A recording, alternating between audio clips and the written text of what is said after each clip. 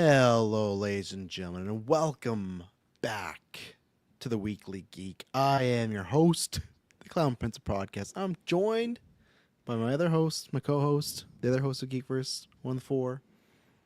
That's me. Here we go again, Kirkland Patzer. Here we go again. Yeah, it's been a weird week or so because there's been a mix up of like this was still technically supposed to be like a Geek First episode, but Taylor's doing family stuff and Dylan's voice is still not feeling the greatest because he's just getting over sickness. So, but then last week was a Geek First episode with just me and Taylor, so it's all over the place. But you got a Geek First episode coming up this week with Fantastic Four 671. My God, Fantastic Four! You ready, Kirkland? You ready to hopefully have some good Marvel in this? You know, we were lucky with Thunderbolts. Can we be lucky again? I sure hope so. It's sneaking up on me. I think when did I see you? You said like Sunday. Friday. That's what it would have been.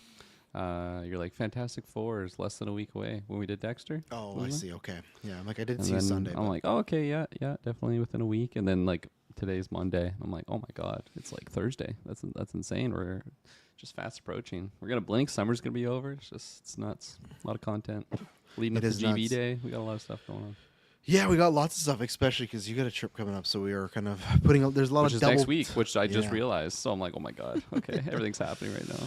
There's lots of doubles coming up. But yeah, best thing to do is subscribe to the feeds because whatever feed, also you get the review feed, you get the side quest feed. But if you want everything, it's a combo of tons of news is popping off. We got tons of reviews with Dexter, Peacemaker's coming up. You can check out Superman, our biggest review of the year. Thank you again, everybody that listened to that. Appreciate that. We got Peacemaker, got Alien Earth, we got Fantastic Four.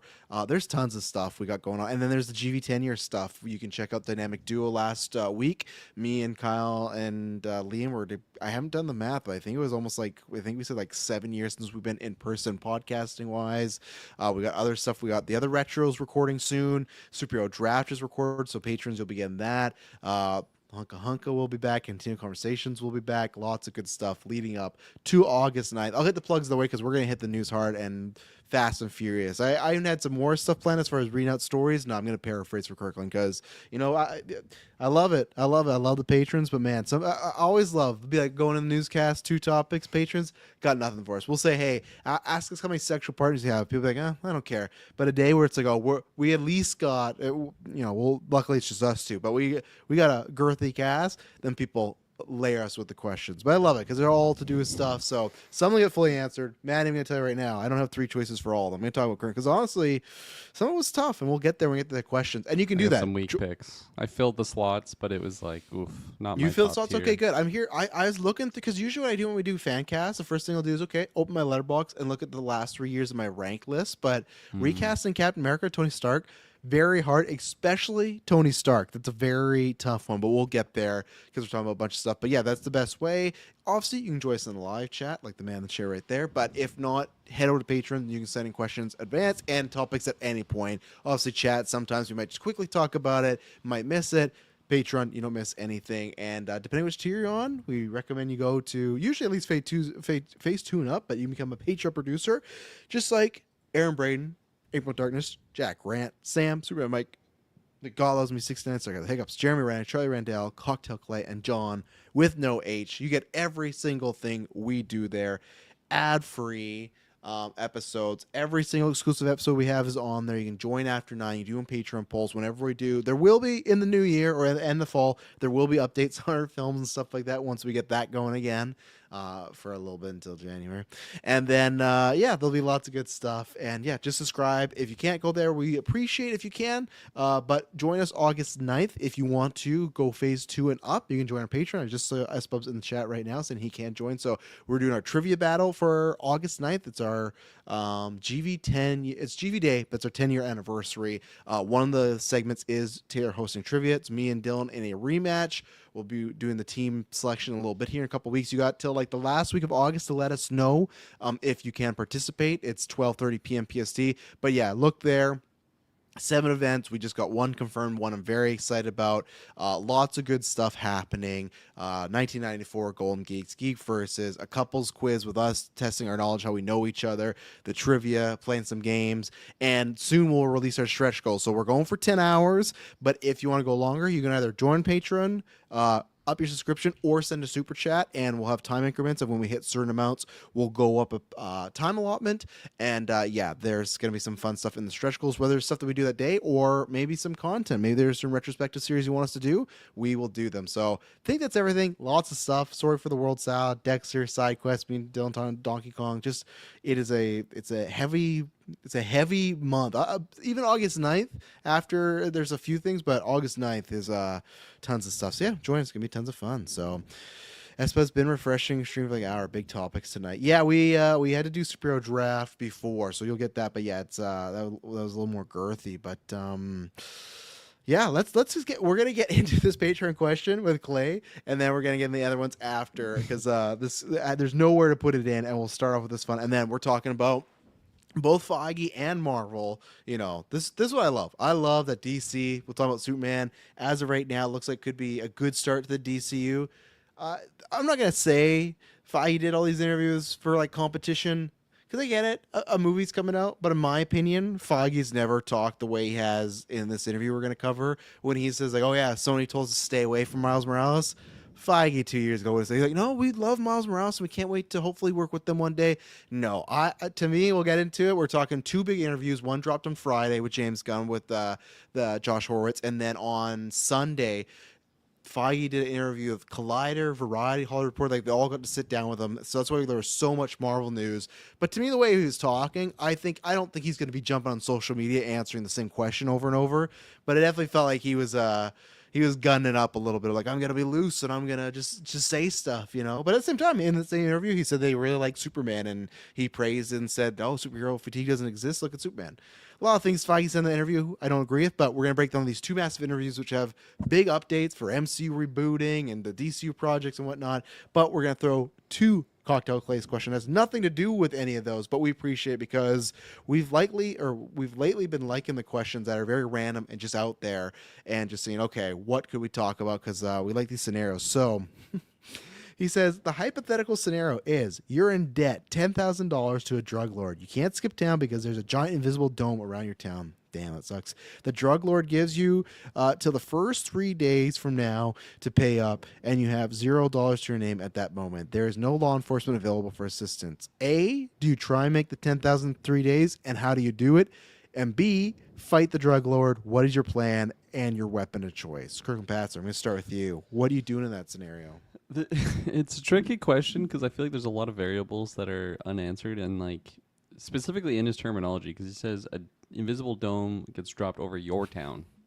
So in my town of West Kelowna, there's not a lot going on here. There's no like that's fair. Big bank that I can just go rob to make 10,000. I feel like it's pretty, I don't know, mom and pop shops. Like, it's getting a little bit bigger, but like still, I feel like to acquire $10,000 just in my town, like I don't even know where I would start. Like even if I steal like a vehicle, you'd have to sell it, and like I don't know if you could do all of that just in my town.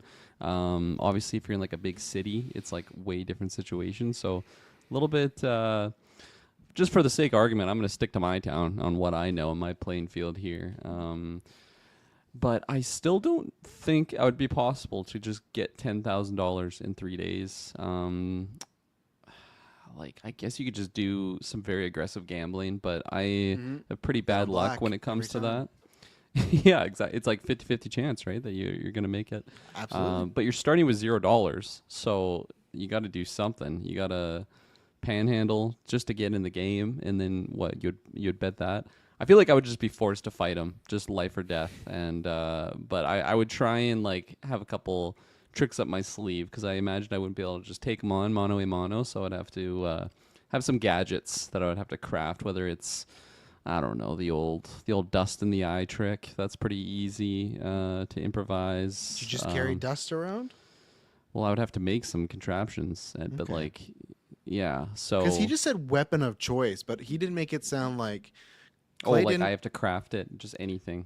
I didn't take it that way. I took it as any weapon, because he said weapon of choice. He didn't say weapon of, because Clay was very specific about the, like you said, the dome in your town, all these scenarios. Yeah. He never said a weapon of your choice that's available to you. He just said the weapon of your choice. Damn. That's why for me it's option B, and I got a fucking flamethrower, and the drug lord is Flamethrower. yeah. He said weapon of your choice. How are you gonna That's what counter you're that? choosing. How are you gonna counter that? If I come back I would in, go on be the like, I would go on the ground and roll around, and then I'd when be the out of guys, fire. yeah, and guess what? I point down and I just keep going. No, because I'm rolling towards you and I'm going for your ankles. No, you're not. It's gonna be too Chomping your hot. ankles. I'm gonna get put a little ring of fire around me. You're not gonna be able to stop me. Imagine that. You're I would the take drug like lord. a shotgun.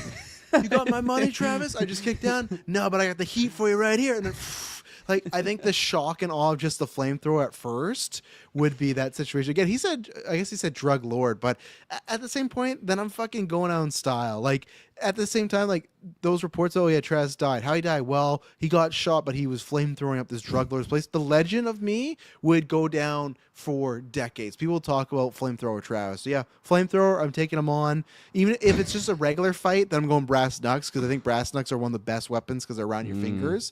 So, because I always used Easy to use. Yes, I used to be a big proponent back in the day, living in a bad neighborhood, of walking home with the keys in the knuckles yeah. that I had to use a few times. So brass knucks, and the keys are worse because you can pull those. The knuckles, those good. Any weapon, you could get, hand broken, taken, but going flamethrower, because have you seen the distance that thing has too? Flamethrowers, like, you can be Yeah. like, You 50 just feet watched away, Once so- Upon a Time in Hollywood. That's why you're picking this. yeah, and it's a great all in your weapon. memory. Rick Dalton was fucking right. Was it successful for him, Kirkland?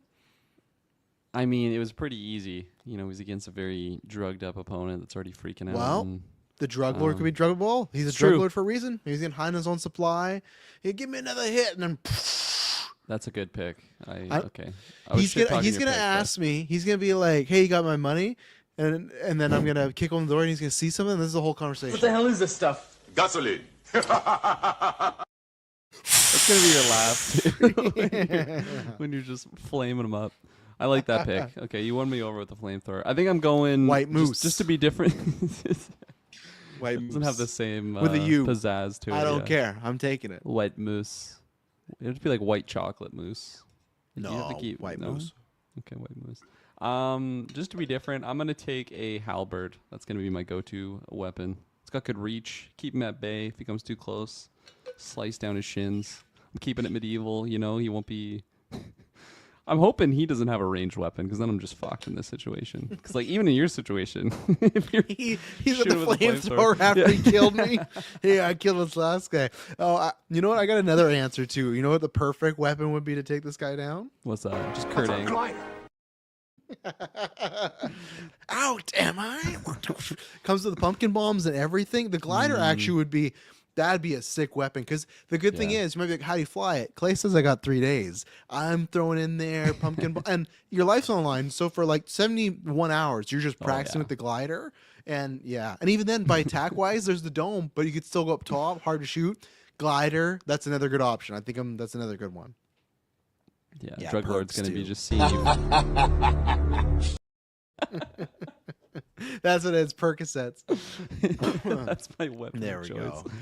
I like it. Good question. Yeah, Clay in the Discord, let us know. And anybody else who wants to answer, let us know. But here we go. Okay, let's start breaking down some of these topics. So we're going to start with the MCU, because, yeah, I'm that's very the fresh, just so everybody knows. I don't know anything that happened in Oh. these interviews, so you're gonna be breaking it down for me. Okay, Hopefully. so, yeah, he said something about how... Never mind. Yeah, I see you. I see you trying to get something out there. No, I was gonna go around, but I don't want to go around. I don't, I don't know what to say. It's just, Just having fun, man. Making movies, big adventure, having a great time.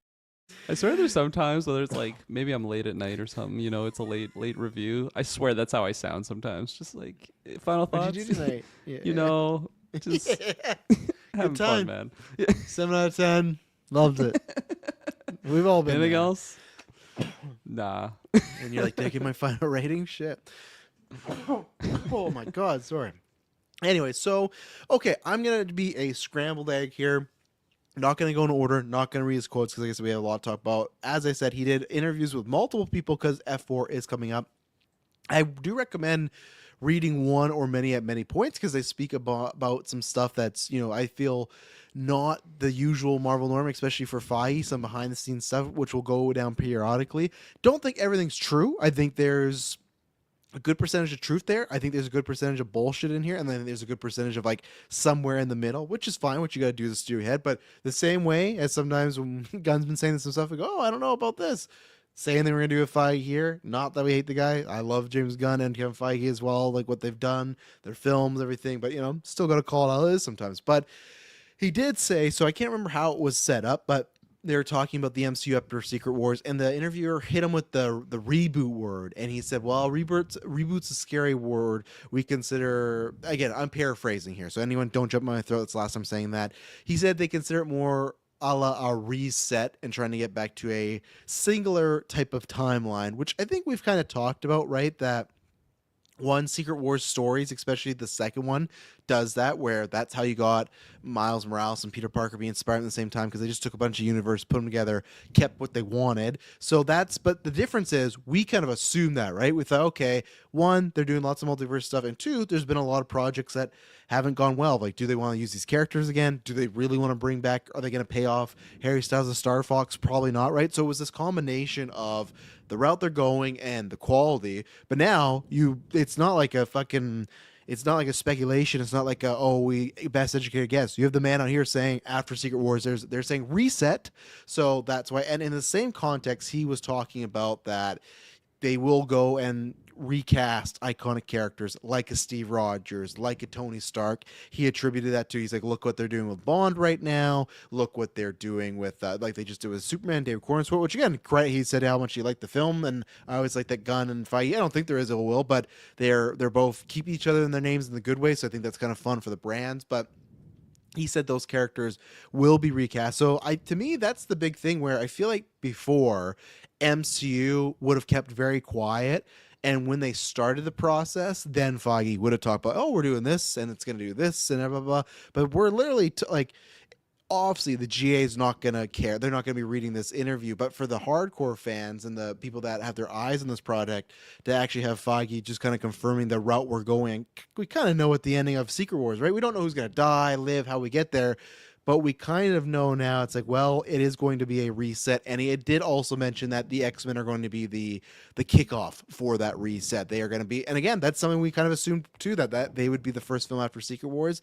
It sounds like they are. He said they're going to be plopped down right in the middle of it. They're going to be a young cast. He did say young cast, so we kind of know which route we're going with the X-Men. So probably more of those like 30, 20 type of age actors. But I know I threw a lot there at you. But what do you think about that? That now it sounds like it is official that Secret Wars is going to be, again, not a reboot. I don't think everyone's going away, but it's definitely like, I don't even know. Can you call, if they do a reset? Can you even call the next thing like a phase 7? Because I think if it's a reset, you kind of reset I wouldn't back, think so. right? I think it's like phase 1 of the new era, whatever they're trying to call it. Yeah. So what do you think about this, about him being, and we'll go along the other stuff too, but just kind of being open and honest that, Secret Wars were coming to the end times and of this run of Marvel in a sense. So, I mean, it is strange because taking us back to what I'll call like the golden era, like in that Infinity War Endgame realm, and we're 2016 to 2019. I always say those 3 years were it was. I remember to me, you Civil like, War specifically mentioning like, Endgame. one day when they eventually like start over, it's like that's never gonna happen. What are you talking about? We're just gonna keep building and building and building. This thing will just get bigger and better all the way there. And of course here we are.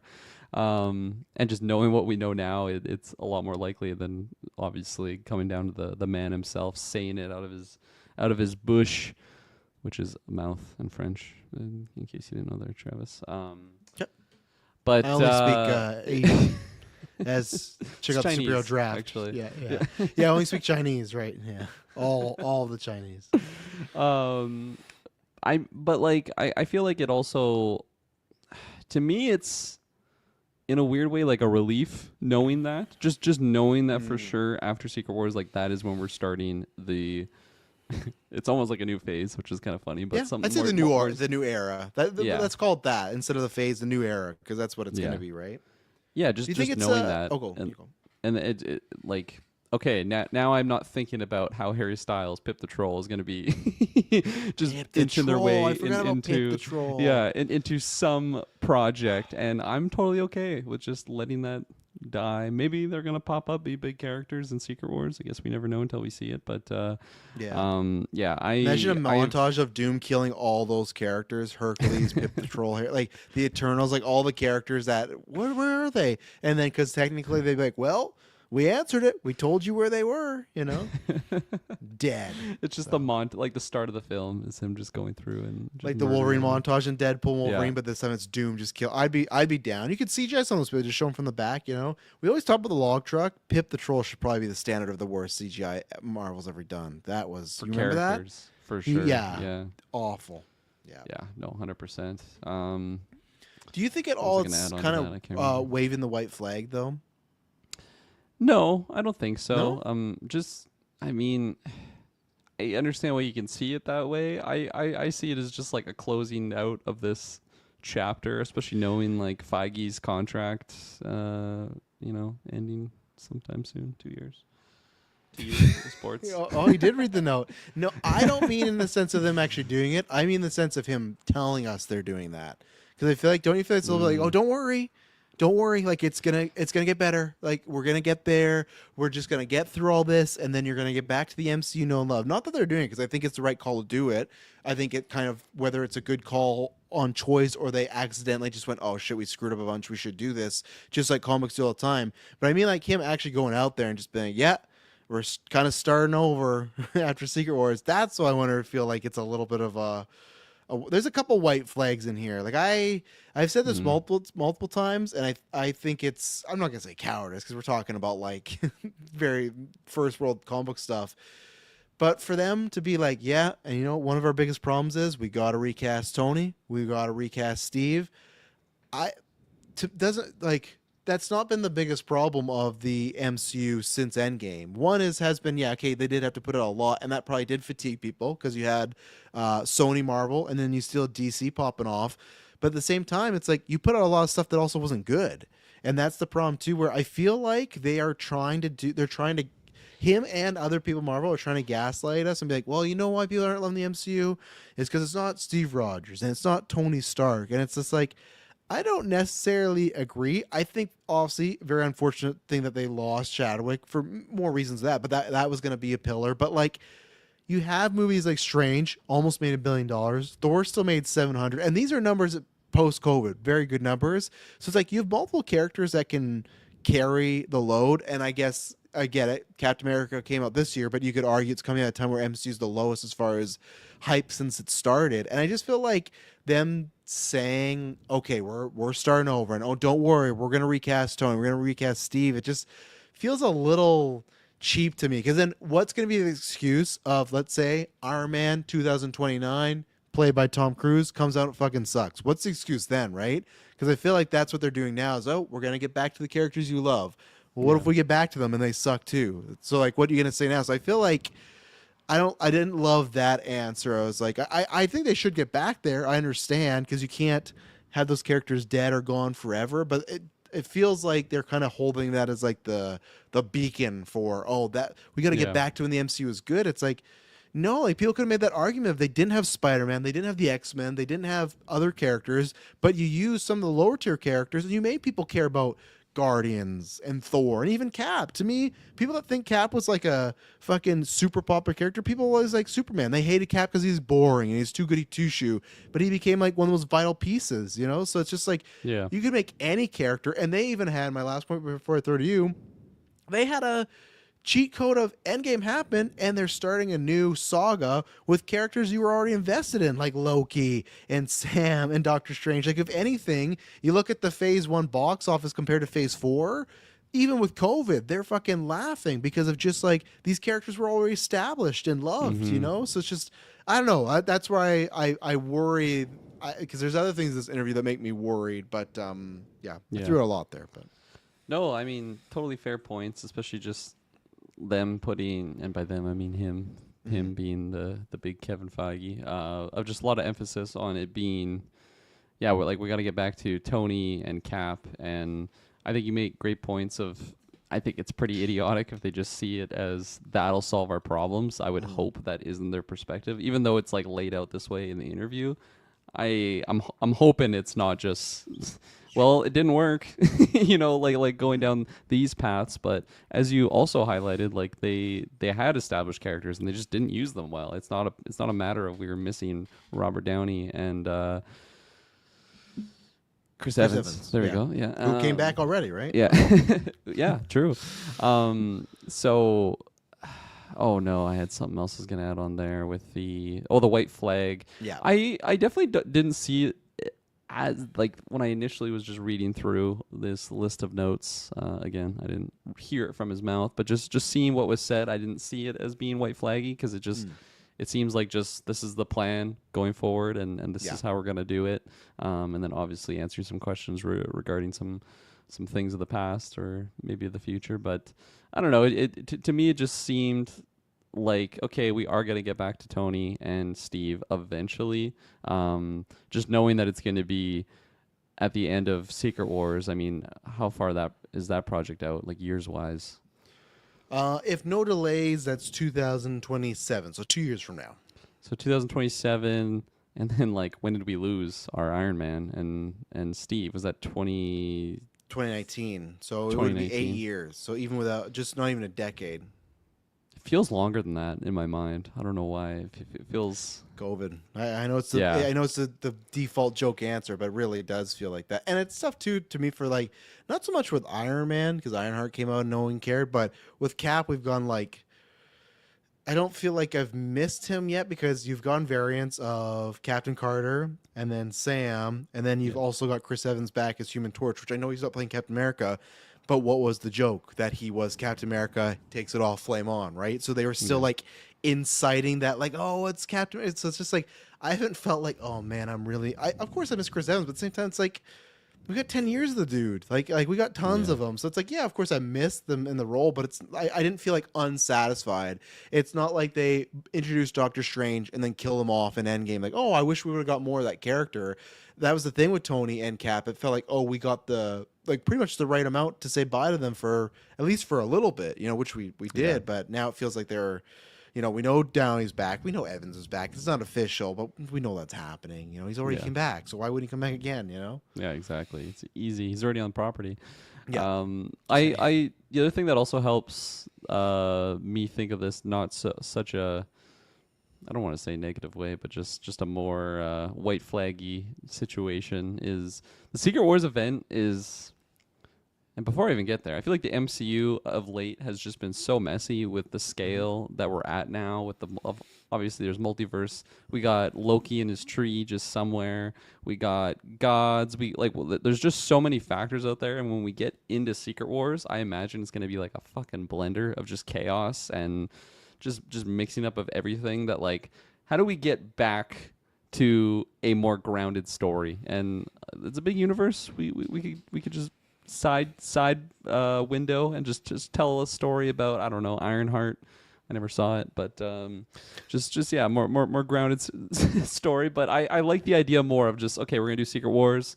Pandora's box is gonna be open somehow. It just gets fixed, but like in doing that, it changes everything going forward. Like as if we're in a completely different, instead of 616, something else. 617. Do you think it's going to be that, though, like a 617? Or it's like, no, this is just our 616 now, and it's just a different... Like, what did you get from what he was saying? I think it's going to be the 617. We'll just call it that for now. That's a smart way. Okay. New era, 617. We're deeming right now. Feige, take these ideas. And again, I say this thing about Feige. I trust Feige. I wouldn't... I joked on the vodka stream, like, if Fantastic Four, like, opened at 30 million, then yeah, I'd say Feige's probably... You're getting shown the door, but it's like... Feige has more wins than losses, and even in this record of this like shaky period, not even money wise, there's things I love. Like I still consider No Way Home's my second favorite one. That's still like him and Sony, but it's like same thing with Deadpool and Wolverine. Yes, it's mostly Hugh and Ryan, but if they don't get the green light from Feige to do that and to make it rated R, he could easily, which I didn't put this in the notes, but he even said like, oh yeah, we're going to do more rated R projects, which is so funny because a few years ago he said other than Deadpool, Wolverine, nothing else is going to be rated R, where it sounds like Blade is, and that's where it shows. As I feel like so much has changed, and this is why I wonder what the change is. Is it that Feige's want to do this stuff, but Disney's like, hey, it's successful, don't break the wheel, and he's like, okay, I'll sit back? Or is it him reacting of if he personally felt I never want to do radar stuff, and then sees the market go, oh, we got to change. And I'm not saying that's bad, right? That's not a bad thing because you got to change stuff all the time. As like I won't. Like, he's a business owner in a sense, so. But I just wonder what the chicken and egg scenario is. If he's always want to do that, or if he's reacting. Same thing. So my point of view, asking like the 617 thing is. In the interview, when he was talking about Superman, he said what he loved about Superman, which I feel like he's like leeching off to make his point. He's like, they'll throw you in this world that's already living and don't explain anything. They'll be like, oh, who's Mr. Terrific? Oh, well, you'll figure it out. What's happening here? Well, go with it. You'll figure it out. I feel like that was him kind of prepping you for like, hey, we're going to restart. And it's tough, right? Because if you reset and you get a character, let's just say, because I think Hiddleston will be done and Sam... That's a tough thing to me. It's like if you bring back Steve Rogers, I feel like Sam's gonna get benched. And now, like, if you were to ask me, I think he's gonna die. I wouldn't have said that years ago, but now I think they'll kill him off, so it doesn't feel as bad because it's not like, oh, Steve's back, and thanks, black guy, for holding the shield. It's mine again. But if Sam's dead, it's not as bad because like, oh, I'm carrying in his memory, my good friends. And I'm not saying it's Chris Evans. It'll be, which we'll talk about, some new actor or something. But I think Chris Evans is back to take back his shield. I'd be pissed if I was Mackie, especially that story. He like Evans was the one to tell him he's Captain America, and he's like, again, he's like, well, you know what, I'm taking the shield from you, buddy. You weren't good enough. Yeah, thanks for that Disney Plus show. Yeah. But anyways, yeah, Find Red Hulk was cool, eh? But, so I think that I'll say Strange, right? Let's say we don't get a Strange 3 and in the reset he's there. And this actually works because he's a character that can do magic, timelines, all this stuff. For me, it is odd where you can't do the route where, well, none of that stuff happened to him. You can't completely reset and say, well, he's mind wiped and everything that is gone. That's kind of tough, right? So I feel like it's going to be almost similar to what they're doing, like, funny enough, with Gunn and DC, where he's going to be like, well, some stuff in season 1 Peacemaker happened, but some stuff didn't. It's like, yeah, he still killed Rick Flag, but, he didn't actually see the Justice League. So it's just like a pick and choose, which at the end of the day, if you're looking at the box office and success, that's probably the right route, because who's going to have the problem with it? Is just us. The people that watch, like when Peacemaker season 2 comes out, they're not gonna. The people that just casually watch or enjoy it, they're not gonna be like, well, wasn't Momoa's Aquaman in that? And now he's. That's us that's doing that, right? Because that's the way we're wired, because we love this stuff, so we look at every detail. But even then, we've talked about the original MCU had some of those things that didn't make sense. And Incredible Hulk, they say that Iron Man's a part of the Avengers. Iron Man 2 picks up, he's trying to get into the Avengers. It doesn't make much sense when you watch back to back, but they just, whatever. Like, people don't care. And that's what happens, right? We laugh, and you can always say it's not perfect. So I think they will do in a way where some characters remember some stuff, because you don't want them to lose those experiences. But I've always pitched this. I've been pitching this for years. It's going to be Hugh Jackman at the end of Days of Future Past. Not saying Hugh Jackman himself, but the way that when he comes back, and Xavier's alive, and Scott and Jean are alive, and they're together, and no one else remembers this stuff but him.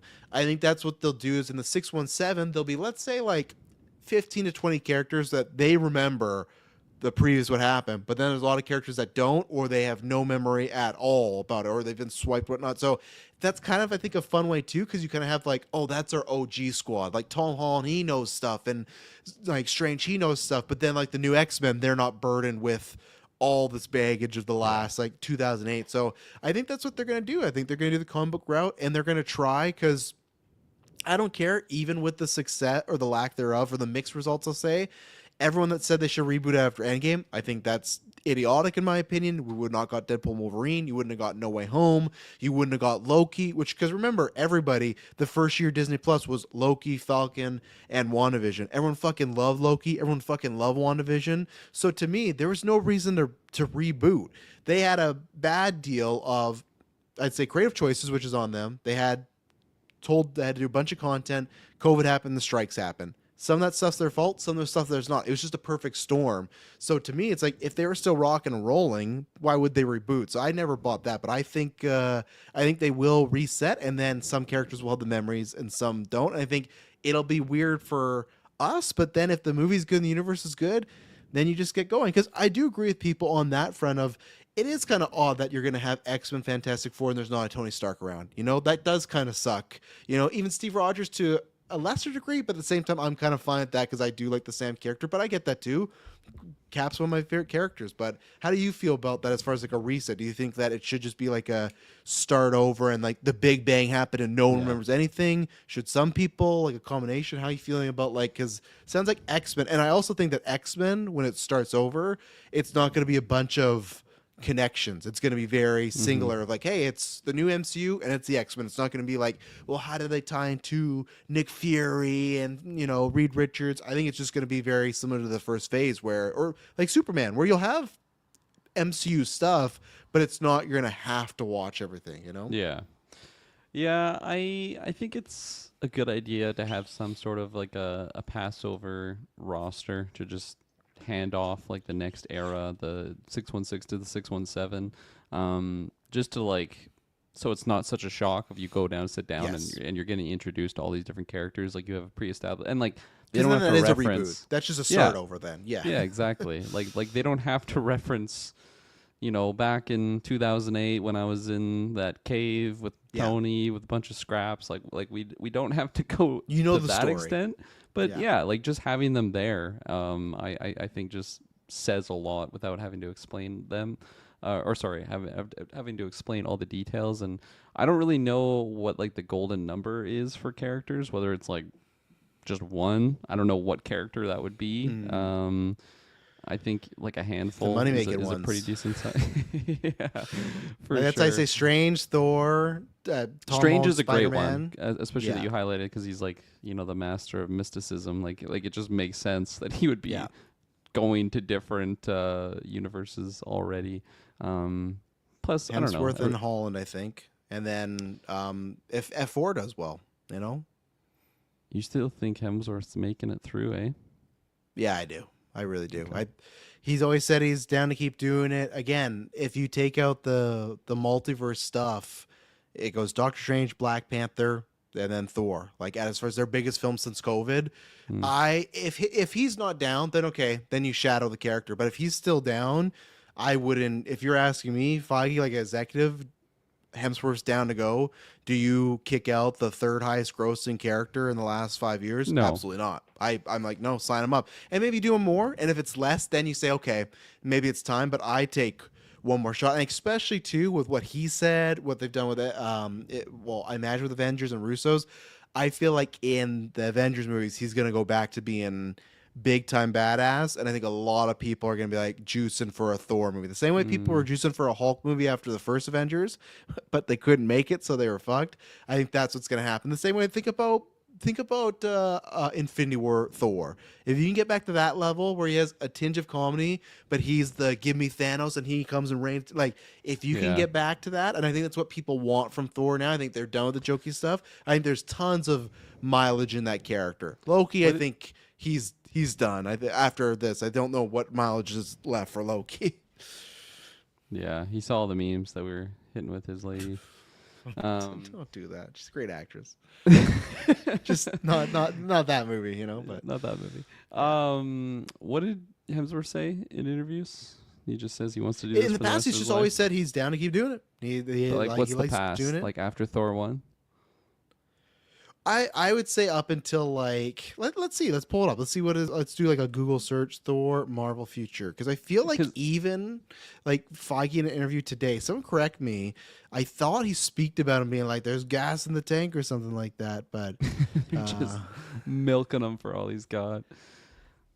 Yeah, because I know he posted. Let me see. He's if just I can been find. in like since phase 1, right? Like that's crazy. Yep. To the longevity that he would have, for him to still have the stamina to be like, fuck yeah, I want to keep playing this role for and like, you know, he's in great shape. It's not like he has to get in shape to play the role. Like he's big, just physical fitness guy. So he's always down to go, I'm sure.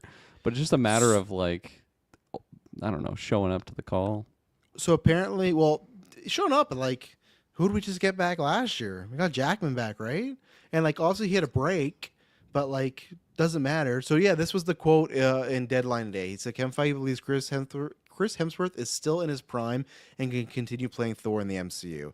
And I suppose brings up, yeah, because Hemsworth posted like a tribute video to Thor character, but he just announced he's back.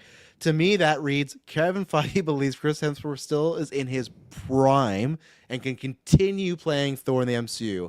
He's saying that when at the same time he's talking about recasting, because when he's talking about these recasts, he's not talking about Thor. He's talking about obviously characters we lost, but still, he could have said all the Avengers, right? So to me, when he's talking about resetting, recasting, but in the same article, he says, "Oh yeah, Hemsworth can keep playing Thor," and I'll try and find out, but I'll say at least around Ragnarok, like Endgame time, I think Hemsworth had said, like, "Yeah, I'm down to keep playing this as long as they'll have me," because I think he's smart, because it's a fucking moneymaker and you can do all this stuff and he's good at the role. So I think he's like I said, I think the F4s you're keeping.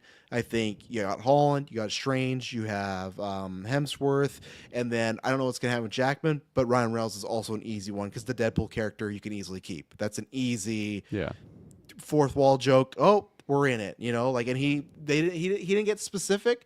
Remember, I'm not sure if you remember this news from a couple months ago that Ryan Reynolds is writing a Deadpool film. There was two things that came out this week. That one, the rumor is that Wolverine's in that film again, so shucks. But then Feige did say that like they're in talks with Hugh Jackman. Like this is why I'm surprised. Like Feige literally just says, yeah, we're in talks with Ryan Reynolds and Hugh Jackman and do more. In the past, he would never. He didn't even say, oh, we have them signed on to something. He says we're in talks, which means they're figuring out money. But like that's where I feel like this is a different Feige. Where to say, oh yeah, we're in talks with them. Now you've put the power in fucking their camp. So I think Reynolds is another keeper that you would transition over to the 617. He can remember everything and make jokes about all the time. Like, wouldn't it be great when he bumps into a character like Iron Man, makes a joke, and then Iron Man has no idea what he's fucking talking about because it's Tom Cruise playing him? It's like, that didn't happen to me. It's like, and then like looks at the camera like, I think it did. Like, easy stuff with Deadpool and the new universe, right? I'm just thinking of the possible future that we get Jackman back as Wolverine in like the next reboot. So it's just like, holy fuck, man, the longevity that Hugh Jackman has had in the existence, the pre-MCU character, outlasting everyone. I like that idea. I know people don't like to hear it; they want it, but I think there's a good chance that if Jackman's down, I think he's staying. I think he can play the old grizzled Wolverine, Daphne and Keenex 23. Like, I think now more than ever. Before they said they recast the X-Men. Yes, I get it, but like I think now more than ever they still want to keep some of their big players going on. We'll take an ad break and then we'll talk about some of these comments here. So we'll be right back. And we're back. Super Mike says, the reason we love Tony and Steve is because Marvel let us stick with them for multiple movies. Every new character since Endgame, even the good ones, have been either abandoned or mismanaged except for Yelena. I agree, but even to Mike, your point with that, even Yelena, when do we get her? We got her, again, COVID, but still 2021, and then we didn't see her, not counting TV, for movies-wise, we didn't see her again for another 4 years. That wasn't happening those first 4 years of the MCU. I've always said this. I've said this for a long time, even before I was saying the Avengers film should happen. We don't have a core four. You had Iron Man, Cap, Thor, and then you could always argue it's like the fourth is like Hulk or Spider-Man or Black Widow, but still, even the Trinity, you did not have those three characters you were following. At least with those ones, you always had the touchstones of Thor, Cap, and Tony. You could go back to, well, those are the big ones, and if they're in something, I know I got to see those. There is no main character right now. That's what they're trying to do right now, right? We've talked about this where it sounds like they're kind of rushing to like Thunderbolts, F4 Avengers, where it feels like, because that's, oh, right, you said that earlier, I was going to answer you, when you're like, oh, some of those bigger characters will be in Avengers, but what about the side stuff? I don't even think they're going to explain it. I think they're just going to be like Eternals, Hercules, whatever, Ironheart, like a bunch of other characters. They're just like, they're gone. That's just like, you just never hear from them, see from them until they get like recast in the 617. And that's where I feel like they'll have their mini arcs here with the Thunderbolts, but same thing. It's like, because that movie didn't do that well, like, other than Florence Pugh, even the Florence Pugh, it's like, I don't know if we're seeing those Thunderbolts ever again. Like, this is what, for everybody, if you've enjoyed some stuff, which I have in Phase 5 and 4, I would say enjoy these next two movies, because I do think a lot of these characters and actors you won't see again. I don't think they will exist. So same thing, Thunderbolts. I was like, man, I hope we get like another one and we get all these adventures like we got with Guardians.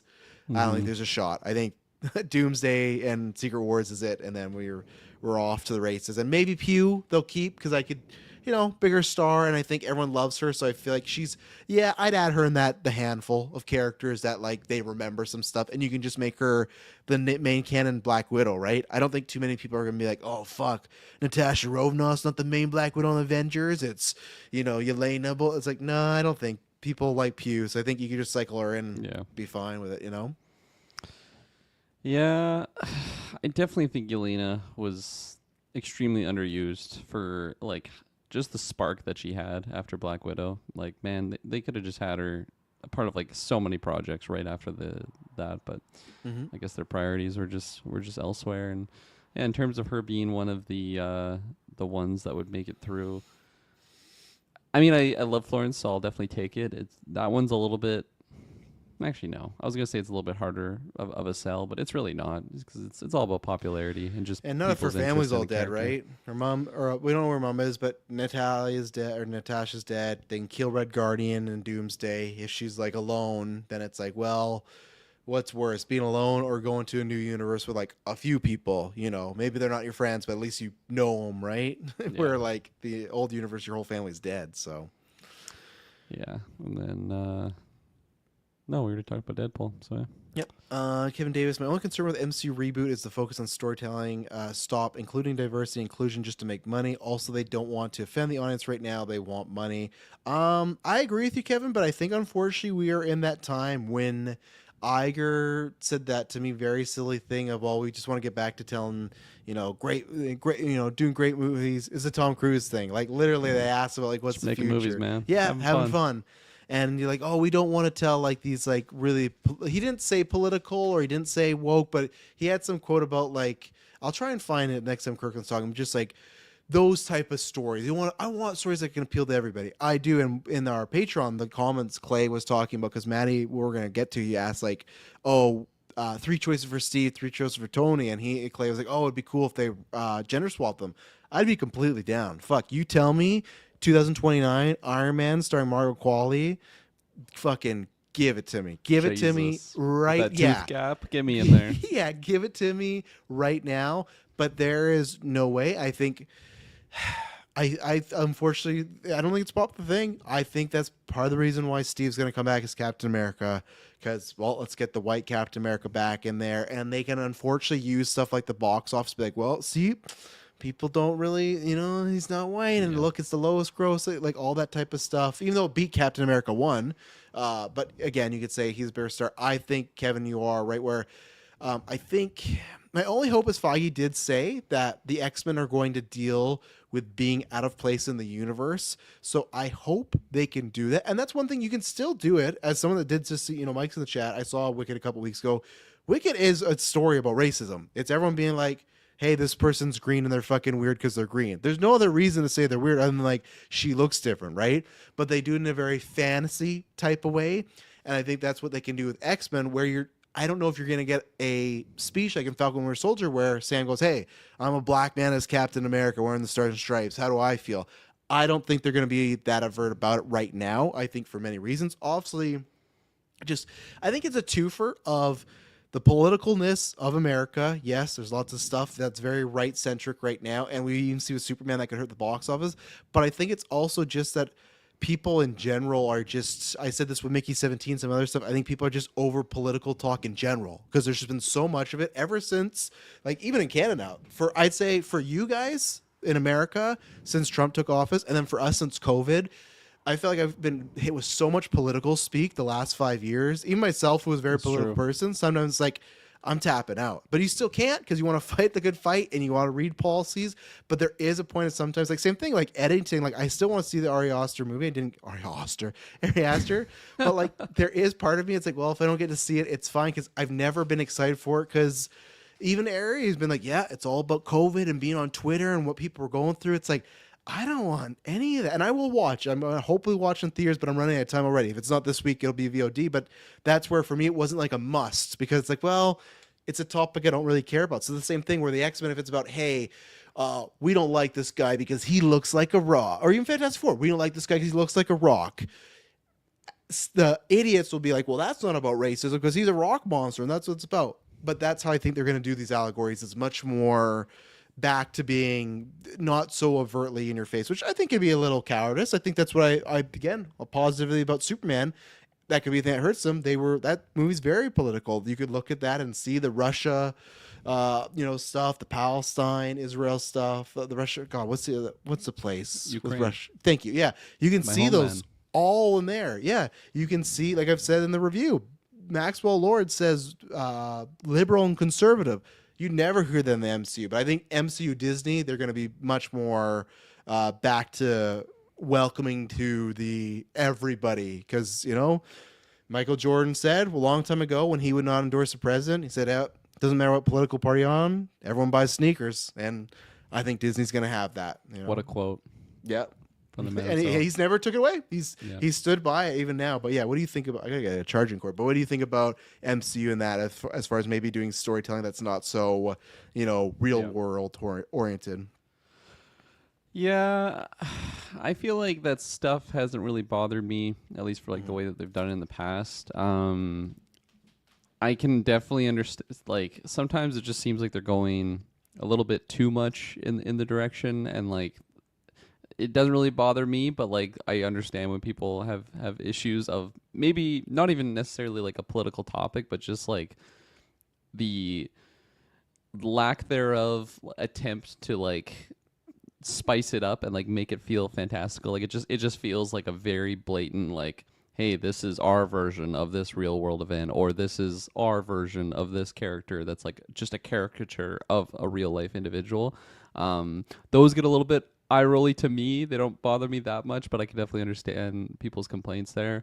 I think it's fine if you maybe gear it back a little bit, but I definitely still think it is important to at least have somewhat of those just ordeals in the Marvel projects, because it is taking us to a different world, but like there's still New York, like there's still taxis, there's still food delivery services in these Marvel universes. Like it is still paralleling our real world. So I think to just completely like if Marvel is just like, oh man, there's no racism in our universe, it's just like, what the fuck are we doing here? Like mutants, right? Yeah, like is this children's cartoons, or is this like Marvel? Like we're as an adult, I want to get excited to go to the movies because it's just it's the superhero realm of my own universe. So I'm kind of in the middle of like, I understand people's complaints on like the more overtly just like lazy versions of doing it,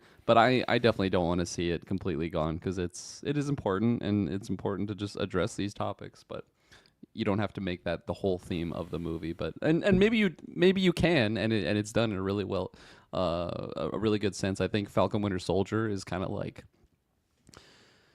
well, the top peak's the dome. probably Black Panther. Yeah, okay. Yeah, That was the I was peak going to of- say peak, but I'm yeah. like, I got to reel it back and think about all the projects here.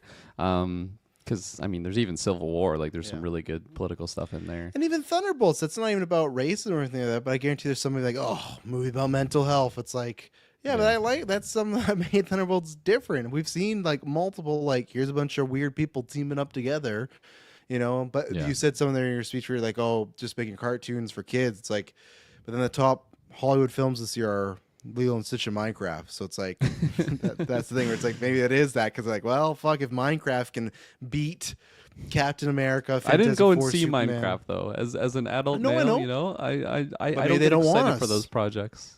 Maybe they want the Don't people do that just me, like, oh. Kevin. Come on, after everything I did for you, all the money I've given you and your company throughout the years. Aspa says, I'm locking it in. They're literally going to do the future Days of Future Past ending with Hugh Jackman remembering the past, especially if the universe merging. He remembers more than just the main MCU. It would be kind of funny where you have this Wolverine where his universe died, like the mutants all got killed, so he goes to Deadpool's universe, and that gets closed, and he's like on his third universe, and he's like, man, I keep going through this. But that would work as a way to show like, hey, I've been through this before. I've been through, like, I've had to hop universes, and he could be that guide, right? Even if there's a couple other characters, if you have him in like that role of a mentor, he could be, yeah, I've done this before. This is my third universe. What do you want to know? How do you deal with it? So it's possible. But yeah, I don't think it's, people thinking Jackman's done. I don't think it's I'm not saying I'm 100%, but I'm not saying I'm a 0% either. could Yeah. easy well see if we're talking about the handful of characters that are left in 617. If you say, yeah, Jackman's going to be there, I go, yeah, makes sense to me. Like Yeah. Moneymaker, like he still looks good in the role, especially now they got him with the suit. Like I've said before, he did not have to work out as hard as he did for Deadpool Wolverine. Like just wear the fucking suit, man. But he still did his, shirt off Getting scene. the abs psyche galore. into it, Yeah. He's got to feel those muscles under all that leather. Yeah, let's see here. Feige actually had this quote, which I thought was interesting on his take. I said this before. Woke and DEI became a thing. I'm still saying it after. Marvel is the world outside your window, which I hope that is true. I hope That's that. DEI. I can't remember what it stands for, but something inclusion. yeah, it's like making sure that people aren't passed over because they're race, and it's like there's kind of a voice for everyone there. So, and yeah, I hope those words remain true. It's easy to say it on paper. Now let's see if they do it in a project, right? Which they have in the past. So I'm going to just assume, just like what I'm doing with James Gunn right now, I'm going to assume he's telling me the truth, and I'm getting the Batman 2 in a couple of years. I'm going to assume Kevin Feige, because he's done it before, is telling me the truth, and we're going to see projects like Black Panther and, Captain Falcon, Captain America, and Winter Soldier, Falcon, whatever the fuck it was called. Yarrick says Superman is box office success. We'll talk about it later. Let's see. Yeah, we'll talk about that stuff more in the DC stuff. So then another thing on this is where it's like we do the BS meter, right? And this was back into my waving the white flag thing. This whole statement here was. This comes down to Marvel and Feige, and it shows they have lost a step, and their planning skills and their creative skills are not good, or they're completely lying to us. When Kevin Feige in this interview, he revealed, well, you know what, with Kang, even before Ant-Man 3, we were thinking about replacing him. I was already talking to Downey, and we were thinking about, he could come back, Doctor Doom, Iron Man. So here's the thing. This is why it doesn't track for me, and I just think it's BS. And you could just say, hey, we did it. That's one thing I think he did kind of cop to some stuff, but he never, of course, just said like, yeah, we did that, just didn't work. I think it's easy to say, hey, we were doing Kang. I suppose, right, that's a Hogan level lie. If you don't know Hulk Hogan, notorious liar, he'll literally be like, yeah, I wrestled this guy in Japan. Be like, Hogan, you weren't even in Japan that year. Like, what are you talking about? Like, just say, hey, we were doing the creative stuff. We did Ant-Man, we did Loki, and then we were seeing where we were going. We thought, the story just wasn't what we hoped. And then the real life situation happened, and we thought, let's just go a different route. He never actually says the word Jonathan Majors. He refers to him as the Kang actor or Kang. He never utters the word Jonathan Majors in any of these interviews. He's a pro. He is a pro, but at the same time, his proness has made him look dumb because. So you're telling me, if me and Kirkland are making Ant-Man, and I don't believe this, right? But let's say I'm all for Kang, and who knows where I am. I'm the Kevin Feige, whatever. Conversation starts, and Kirkland's my second in command, or he's Feige, regardless. And we're just feeling like, you know what? We've seen the cut of Ant-Man, and which is weird because Ant-Man 3 did not get reviewed well, but everybody was like, man, Majors, take out all the stuff that happened, real world stuff, just art. Everyone's like, man, Majors is fucking awesome, and we can't wait to see more of them. Same thing with Loki in that finale. It was like, man, Majors delivered. So it's like, I find that hard to believe that when he was getting praise, but let's say, okay, fine. Let's say even then they saw his performance, whatever, like, Kang's not working.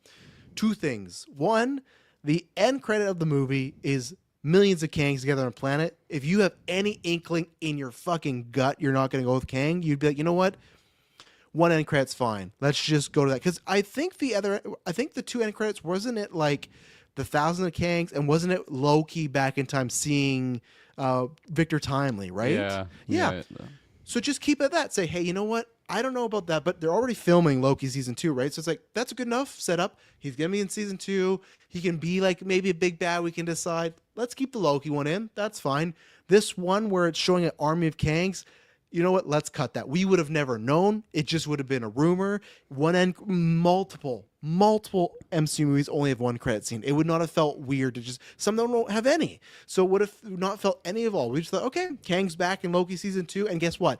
In Loki season 2, they beat Kang, and that ended the story. And you could went, oh, and then you could say, oh, we're doing Doom, and this is the plan the whole time. But the problem is you put the end credit in there, and you know what the biggest problem is as well? You released a whole slate. And what was the first Avengers movie called? Kang Dynasty. It wasn't, hey, we're doing the Avengers, let's just say it was Avengers Secret Wars and Kang's the villain.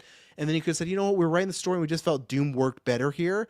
You called the movie Kang Dynasty. That's where, for me, this was like, that's where some of the white flag waving, I started to question some of the other things he said, because it's like, there's no way you're telling me before Ant-Man 3 you're ever questioning Kang was going to switch up. Like, and that's fine, switch it up, but don't just say, like, yeah, that real life stuff, some of the story stuff, we just wanted to pivot. We love Doctor Doom. We love Downey. We thought, let's go this way. It feels like you're trying to be clever. You're trying to outsmart us, but it feels like a kid lie when it's like, oh yeah, it was always, the BS meter was through the roof on this one when I read, oh, we were already thinking about getting rid of Kang. Yeah, sure. Yeah, this one got me chuckling. It's funny. It was, especially in the list of notes you sent me, like just above this was something else that I was just like, yeah, okay, tough talker. Okay, Mr. Kevin Feige. And then he follows on with Kang was going to be replaced by Doom even before the Majors controversy. Are you fucking kidding me? As if, like, for all the reasons that you just listed, like, you literally had your first big Avengers title called Kang Dynasty. Like, come on, don't bullshit a bullshitter, Kevin Feige. You're not winning that battle. I get it. He kind of has to say that to. He doesn't. Actually, I don't even think he has to say that. No, everyone understood. The guy, who knows what happened, but the guy got at least a couple counts guilty of assaulting a woman, assaulting someone he was dating. You could understand why Disney, the family brand, might want to go, well, let's not do that. And granted, there's other people. I bring up other people, but this was fresh. It's not like Brolin, which, feel however you want to, but Brolin had similar things in his past, but that was like a decade plus ago. And then you can do the whole, well, I've changed, this and that, whether it's true or not, for it to still be happening at that time. It's very like they had an out. The out is there, And I guess you could say, why didn't you recast? But then you could have just said, hey, while that was happening, we were talking about what are some other ideas, and someone had a great pitch for Doom, and we decided to go that route. That's what you just say. Is you say, hey, the Kang stuff we had was great, but someone pitched something that was even better, and that's where you go, oh, like there's so many ways to say it instead of like, well, you know what? This was always the plan. We were thinking about so like same thing. Let's say now that happens, right? Let's say nothing happens with Majors. He's just Doom. This is a real story. He's acting his ass off, and Kevin Feige and coming behind the scenes like, you know what? We should ditch him. Like it's just not like, good enough. Yeah, like, what are we talking about? Like so that's it's just like are you lying? Or is there big trouble over there? Were you? Because let's say that was a plan. You really just gonna midway through be like, yeah, let's not do Kang Dynasty. Yeah. What? Like dumb or bullshitting? Which is it?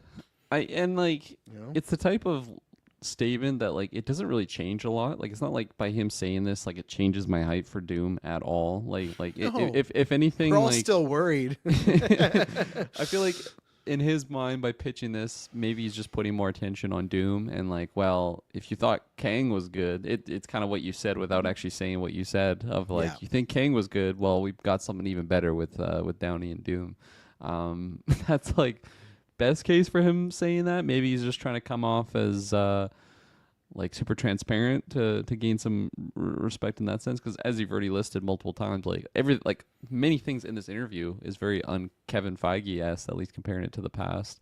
But yeah, that that one had me shaking my head for sure. And yeah, as we've already kind of talked about, it just seemed an unnecessary lie. Yeah. It's like you're sneaking out with a friend or something. It's like, get back. Oh, where were you guys? Out? Okay. It's like, and we were at the gas station with Timmy. It's like, okay, you didn't ask, but what? And then you just keep going and going. It's like, why are you what are you doing here? You're backing yourself into a corner. Oh, I was at Timmy's place. Oh, I called Timmy's parents, and it's like, oh, a different Timmy. And it's like, no, just at that point you're caught. It's like it just like it makes it a bigger deal him saying that stuff. But. I digress. But yeah, you referred to this earlier where, they have a new 7-year plan. I don't know why the number, but I'm guessing that's like 7 years is 2028. So I bet that's like, Doomsday, Secret Wars, and X-Men, and then like whatever the next era is. Feige did say he only has 2 years left on that contract. So I still think he's going to stick around. But like I said before, if there's some fatal errors, if there's something like one of these Avengers movies is real bad or something happens, maybe there's a change in the guard. I don't know. And then we did forget to do this. Maddie asked, which I did. I tried and I didn't have enough time, Maddie. So I thought we talked about with me and Kirkland. But he has something. I'm gonna rank his. But he says top 3 choices to recast Captain America and Iron Man. We will for sure. Don't worry. We'll eventually do like a fantasy draft where we just recast the entire MCU. So that's coming in official form. But that's still gonna be. We'll probably wait till Doomsday Secret War time. But yeah, well, let me hear some of your picks because I was looking and I couldn't find. It was tough. Like I think Cap's easier to recast because I think Chris Evans is a good actor, but there's better actors. I think Stark's really tough because I think you don't want to.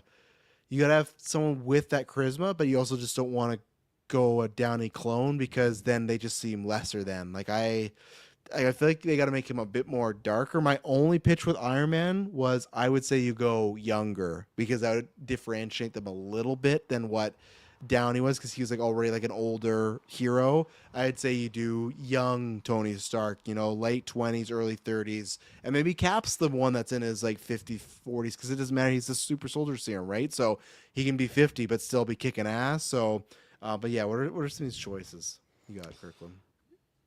I did say I had choices, but they're not A tier. That's fine. I was just there's a lot of filling news, the so list. But I got a couple of fantasy realms, ones that will never happen for different reasons. The first one being, you're talking about a young Tony Stark. Who better than Timothée Chalamet? Come on now. If he if he breaks his code of actually going over to comic book films, what a casting! Come on, Paul Atreides as Tony Stark. Paul Atreides. You think he that is young? He's got the charisma. I feel like the Stark charisma. I think so. I think he's like water. He can just mold to anything. That's true. And there's sometimes when he's on those colleges, I could see some of that. Yeah, not the worst. Okay, I can walk with you. Not the best. Not the best. Yeah, not the worst. Not the best. Yeah. Okay, we're staying in the fantasy realm here. This one's a little bit more melancholy. Shouts out to the great, powerful Eric Dane battling ALS, but in a different world. Eric Dane as Tony Stark. Come on, he could be both. Now. Honestly, he could be both. He could be both. Actually, shouts out to Eric Dane. Shouts out to Eric Dane. You've brought him up for the Superman draft as well. Remember, it's like he should have played and who did he end up playing? Fucking Multiple Man. These guys had a fucking A-star hero right here, and it didn't happen. So yeah. Okay, Eric Dane definitely could have. I could see some fun there. Yeah. Brought up tonight in a different cast, but the great Tom Cruise also was just on my list as someone to throw out there for Iron Man. Also had Timothy Oliphant. To me, I think you get Tom Cruise in a multiverse situation. If you are focusing research on the MCU, you can't throw that powder keg. No. This is like we went to this multiverse for an adventure, not necessarily. This is the whole new recasting. To me, if Feige were to get let go, then I would see some other executive be like, "Yeah, let's get Tom Cruise." That's where something happens, and Tom Cruise gets the power, like the same way Rock got with Black Adam. I could see something like that where it's like, oh, we took a step too far. We made some mistakes, So yeah. And the last one I'll throw for Iron Man, kind of just came to mind on a different cast that we're doing, but Paul Mescal. Let's go. Let's get him in there. I feel like he's charismatic enough. He's handsome. Yeah. I don't he talks very differently than how a Robert Downey would talk, but I mean, that's Robert Downey for you. So I feel like I would need an audition tape to really be sold on it, but as of right now, I don't know. Just to throw a name in the hat. Yeah. And then I initially wrote Aaron Eckhart here, but I'm like, man, I want him more for the Cap role, I think. So he was my pick back in the day. I don't know if the rumors were that he was Dark Knight back in the day. Is that? After that, but there were rumors he was up for it, but I don't know if it was just back then C-tier rumors or if he was actually in the realm. Let me see, but that was always my pick for Cap because to me, Cap when I grew up and in my animated stuff, he always obviously Cap's always older because he's 100 years old, but I mean I always picture him a little older. And the Aaron Eckhart was perfect, but I don't know if that was just a made-up rumor or not. I feel like Cap doesn't really have the boyish charm. It's man, manly, chiseled jaw, he's looking like a masculine figure. Yeah, but I'm down for both. And yeah, look at some of these Rumors back in 2008, Matthew McConaughey as Captain America. Rumor in 2008, Marvel wants Leo as Captain America. It has to be somewhere in here. Warner Brothers meeting for Ryan Gosling for Green Lantern. Okay, maybe I will find the Aaron Eckhart thing. Let's see if I can find the... Hit me with some new other ones while I'm searching this. For Captain America, Glenn Powell, of course, just the name that I already I would have that too. It's an easy one. He just kind of breathes America right now, you know. Yeah, give Cap like a Texas accent. Let's go. Sure. Also had Alan Richson, which is that's made a an good pick. appearance Yeah, on another draft pick. yeah. Again, just fucking manly man. I wrote down Chris Carmack. I don't even know who the fuck this is, so I wrote it down a while ago. You're up. Let's pull this guy. Let's pull this guy up. See what he looks like. I haven't even seen this guy in anything. I don't know why I picked him. Okay, no, I'm taking that guy off the list. Chris Carmack, you're gone. He didn't pass the smell test there. No, I mean he's handsome, but Man, Grey's look Anatomy. what if... Who is Zach Penn? Oh, this is a quote from a writer in 2007 who wrote some stuff. But man, just think about how far we've come. 2007, Marvel's Avengers movie with Iron Man, Hulk coming eventually. Like that's a scoop back then. It's just like, man, where we are there. So, yeah, no, like I said, we'll do a more official fantasy draft in the future and have some time to think about it because that was a tough one, man, to throw just on me. To like, I like to, get some good ones and try and think about it. But no one's like sprung to mind. Kirkland had some good picks there, but it's not like I feel like a lot of the X-Men. I'd be like, oh, I can name you like 3 people for Gambit. I can name you 3 people for Rogue, Cap and Tony. I'm like, nah, I don't think there's anything that I'm like, oh, this is the perfect one. Or maybe it's someone you haven't seen yet, right? It could be someone in the next few years that's gonna pop off. That's the thing. Like back before we had Downey, you probably wouldn't have picked Downey as Tony Stark. So absolutely not after the troubles. Dan Stevens is Iron Man.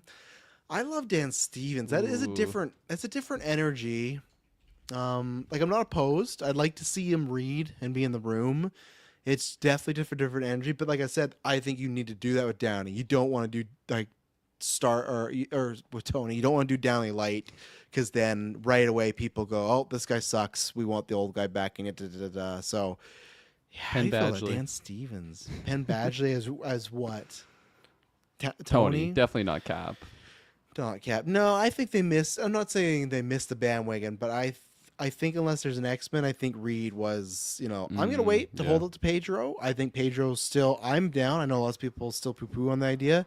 I do think Penn was like a perfect casting for Reed, but I think Pedro can do it. Let's just do a quick, fan cast. Let's do a quick Google and just see what just is out there right now on the Google images, because that's always some fun stuff there.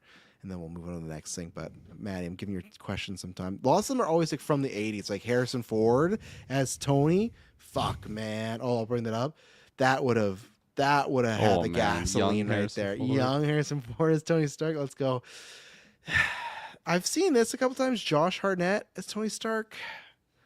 I'm more in the camp of Josh Hartnett for the DCU Batman than I am for this. There's just something about this that it doesn't vibe with me. What's your vibe test here? Yeah, that's a no. Yeah. I don't know how to explain it. Just a no. It's some vibe, yeah. Jensen Ackles is that? No. Jensen Ackles is Batman this? No, I don't think so. Matt Balmer. I like Matt Balmer, but same thing. We missed the bandwagon. He should have been Superman in the J.J. Abrams movie, and it didn't happen. These designs of Tom Cruise as Iron Man. Burt Reynolds in the 70s. Oh, there you go. You threw that out there. Penn with his Nice. yeah. Who else we got here? Anyone else current? Lots of support for Matt Balmer. Don't meme on me. They have him as Cap. I did think about Evans for Tony. Evans. How's that fine with you? Or sorry, Efron. Sorry, Zac Efron. Yeah. As Tony. As Tony. Yep. I don't see it. Don't see it. Okay. I just see him as like the neighbor. Is that what it's called? The neighbors. Neighbors. Yeah. Bad neighbors or something like that. Man, people really are obsessed with Tom Cruise. You know what? I think this man could do anything. Could Dude, happen. You Colin see that? Farrell. Yeah. You know what? What is the Absolutely. He'd But be what like a is- more unhinged Tony. even more? He's 49. How old is Robert Downey? Just Downey's imagine. like 50 something, He's 56. 60, so he's got 11 okay. years on him. I would not be opposed to Colin Farrell as Tony Stark. Fuck yeah. I always liked Colin Farrell being younger, but Seven Psychopaths, Banshees of Inisherin, Penguin. I'm so fucking excited for Big Bold Beautiful Journey. Like he's one of those. He's to me like Leo, where he's better. He's like you can say everyone gets better, but I really think like the back half of Colin's career is way better than the beginning. Like Dafoe. Yes, Dafoe, absolutely. You know what? This one's not bad either. Luke Evans, he has the look. I like that. I'm vibing with that one. Oh God, what's this dangerous one I'm about to pull? Oh, the X-Men. Okay, no, we're not doing X-Men. That's a different time. Let's Aaron see. Hutchins. Oh yeah. Nathan Fillion, get out of here. We're not doing that. He's already got Gardner. Anything else? Who is that man? This is like an AI, That's an AI white man. image. Yeah. Oh God, Bale.